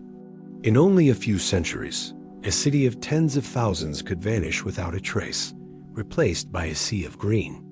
And so, when later civilizations rose elsewhere, the memory of the Amazon's beginning may already have been erased. Odd stories told by explorers might take on new weight in this vision. The endless tales of El Dorado, the rumors of kingdoms paved in gold, the whispers of vast cities glimpsed and then swallowed. Perhaps these were not exaggerations born of greed, but faint echoes of a truth that had long since sunk beneath roots and vines. If the Amazon was first, the very image of civilization itself would change. We would no longer see it as stone against desert sky, but as harmony with living systems. A civilization designed to vanish back into nature rather than defy it. What if progress once meant not leaving monuments that lasted forever, but ensuring that nothing permanent disturbed the balance of the world? This changes our understanding of survival. For the people of Mesopotamia, progress meant control walls against floods, canals through deserts, towers against the heavens. But in the Amazon, progress may have meant something else entirely. Not domination, but integration. Not permanence, but renewal. And perhaps, in that sense, it was not only the first civilization, but also the wisest. Meanwhile, science lingers at the edge of this mystery. Every year, satellites pierce the canopy. Every year, more patterns are revealed: grids, causeways, plazas. Archaeologists whisper of numbers, populations in the millions, once thought impossible. If these numbers are true, then the Amazon was not a wilderness awaiting discovery. It was a world already discovered, already known, already lived in, on a scale we are only beginning to grasp. So what if the Amazon was first? It would mean our story begins not in deserts or river valleys, but in the wet heat of the largest rainforest on Earth. It would mean that humanity's first experiments with cities, with science, with myth, began in a place where now only silence reigns. And it would mean that the forest itself, green, breathing, alive, remains the last monument of that forgotten beginning. Picture it now. Long avenues cut through trees, leading to plazas where firelight glows. Children laugh near the water's edge. Priests mark the stars as drums echo into the night. The air smells of rain and smoke. And above it all, the forest watches, not as wilderness, not as emptiness, but as witness to the first civilization. What if the Amazon was first? The question lingers unanswered. Perhaps the soil still remembers. Perhaps the rivers still whisper. And perhaps one day, the forest will reveal its secret. Until then, the mystery remains. If you enjoyed this journey through history and imagination, consider joining us again. There are always more questions waiting in the shadows of time. The Amazon is not silent. It hums, it breathes, it sings in tones too vast for human ears. At dawn, the forest awakens in a chorus of unseen voices. At night, it folds itself into 1,000 layers of darkness, where rivers carry moonlight like liquid silver. And in this endless cycle, memory lingers. We have always called this place wilderness, a green emptiness, a frontier too vast, too wild, too untouched to belong to human history. But what if that idea is itself the greatest illusion? What if the very soil beneath the trees is layered with memory, waiting to be uncovered? Fragments already whisper of this truth. Terra preta, the black earth, rich and fertile, appears in patches across the basin like a signature left behind. Geoglyphs carved into the land appear as scars revealed only from the sky. Linguists trace faint echoes of lost languages that once bound together millions of voices. Each fragment says the same thing: this place remembers. A forest does not preserve memory as stone does. It does not offer monuments that pierce the horizon. Instead, it conceals. It covers. It enfolds all that is built within it, pulling temples and plazas back into soil and vine. What remains are not ruins of stone, but patterns, geometric alignments hidden in tree lines, rivers bending along ancient canals, crops that still grow where once hands shaped the earth. And yet, memory also lives in people. Indigenous stories speak of times before the time we know. They speak of ancestors who walked roads that no longer exist, who lived in villages larger than anything visible today. They speak of floods that swept away entire worlds, and of spirits who guard the knowledge of those who came before. Are these only myths, or are they oral histories passed down across centuries, carrying the last light of forgotten civilizations? Meanwhile, science continues to peel back the canopy. Every year, more satellites pierce the green, revealing lines and circles once dismissed as accidents of nature. Every year, archaeologists dig a little deeper into the soil, uncovering pottery, tools, and seeds that should not be there. Each discovery adds to a story we can no longer ignore. The Amazon may not be untouched at all. It may be the most touched, the most shaped, the most human of landscapes, its humanity simply hidden. If this is true, then what we call wilderness is not untouched creation. It is memory. The forest itself is a monument not of stone, but of life. It stands as a living archive, carrying the ghost of roads beneath roots, the shadow of plazas beneath vines, the silence of voices carried away by time.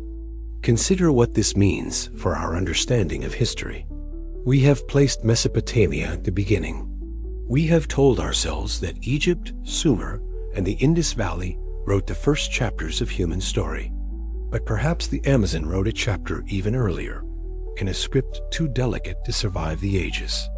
Not carved into rock, but woven into rivers, soil, and myth. Odd fragments from explorers hint at this possibility. The first Europeans spoke of vast cities along the riverbanks, accounts later dismissed as fantasy. But perhaps they were not exaggerations. Perhaps those glimpses were real, and by the time others returned, the forest had already reclaimed what once stood in the open. If so, then the memory of civilization still lingers, not in ruins, but in the testimony of those who saw, however briefly, the Amazon before its silence. The question then becomes not whether civilization was here, but whether we are ready to recognize it. Because if we accept that the Amazon was not wilderness, but a cradle, then the entire story of humanity shifts. We are no longer children of deserts and stones alone. We are children of water, of canopy, of soil engineered by forgotten hands. And the myths we carry, the lost paradise, the drowned kingdoms, the golden cities, may not be fantasies. They may be memories, distorted by time, waiting to be heard again. Meanwhile, the forest still holds its secrets close. Its rivers wind like mirrors, reflecting clouds, but never revealing what lies beneath. Its soil still swallows artifacts and hides them under roots. Its canopy still shields roads and plazas from view. It is as though the Amazon itself has chosen to guard its memory until the right moment. But perhaps the forest is not only guarding. Perhaps it is teaching. It shows us that civilization does not need to leave scars upon the earth to endure. It shows us that a city can vanish without trace, yet leave behind fertile soil that continues to sustain life centuries later. It shows us that memory can be alive, not just carved into stone. So what if the Amazon was first? What if the true beginning of humanity's great story lies not in the deserts, but in the rain? What if civilization itself began not as conquest over nature, but as harmony with it? This thought unsettles, because it means we have been looking in the wrong place all along. It means our histories may be incomplete. It means the forest remembers more than we do. The closing image lingers. The canopy stretches to the horizon. Rivers wind in endless curves. Somewhere beneath, forgotten plazas sleep in darkness. Somewhere in the soil, fragments of pottery wait for hands to uncover them. And in the songs of the people who remain, myths echo with truths we have yet to understand. The Amazon remembers. And until we learn to listen, it will continue to guard its secrets, holding them in the breath of leaves, in the silence of roots, in the endless, patient memory of the forest. If this journey has moved you, consider returning for the next exploration. There are always more questions waiting hidden in stone, in water, and in memory.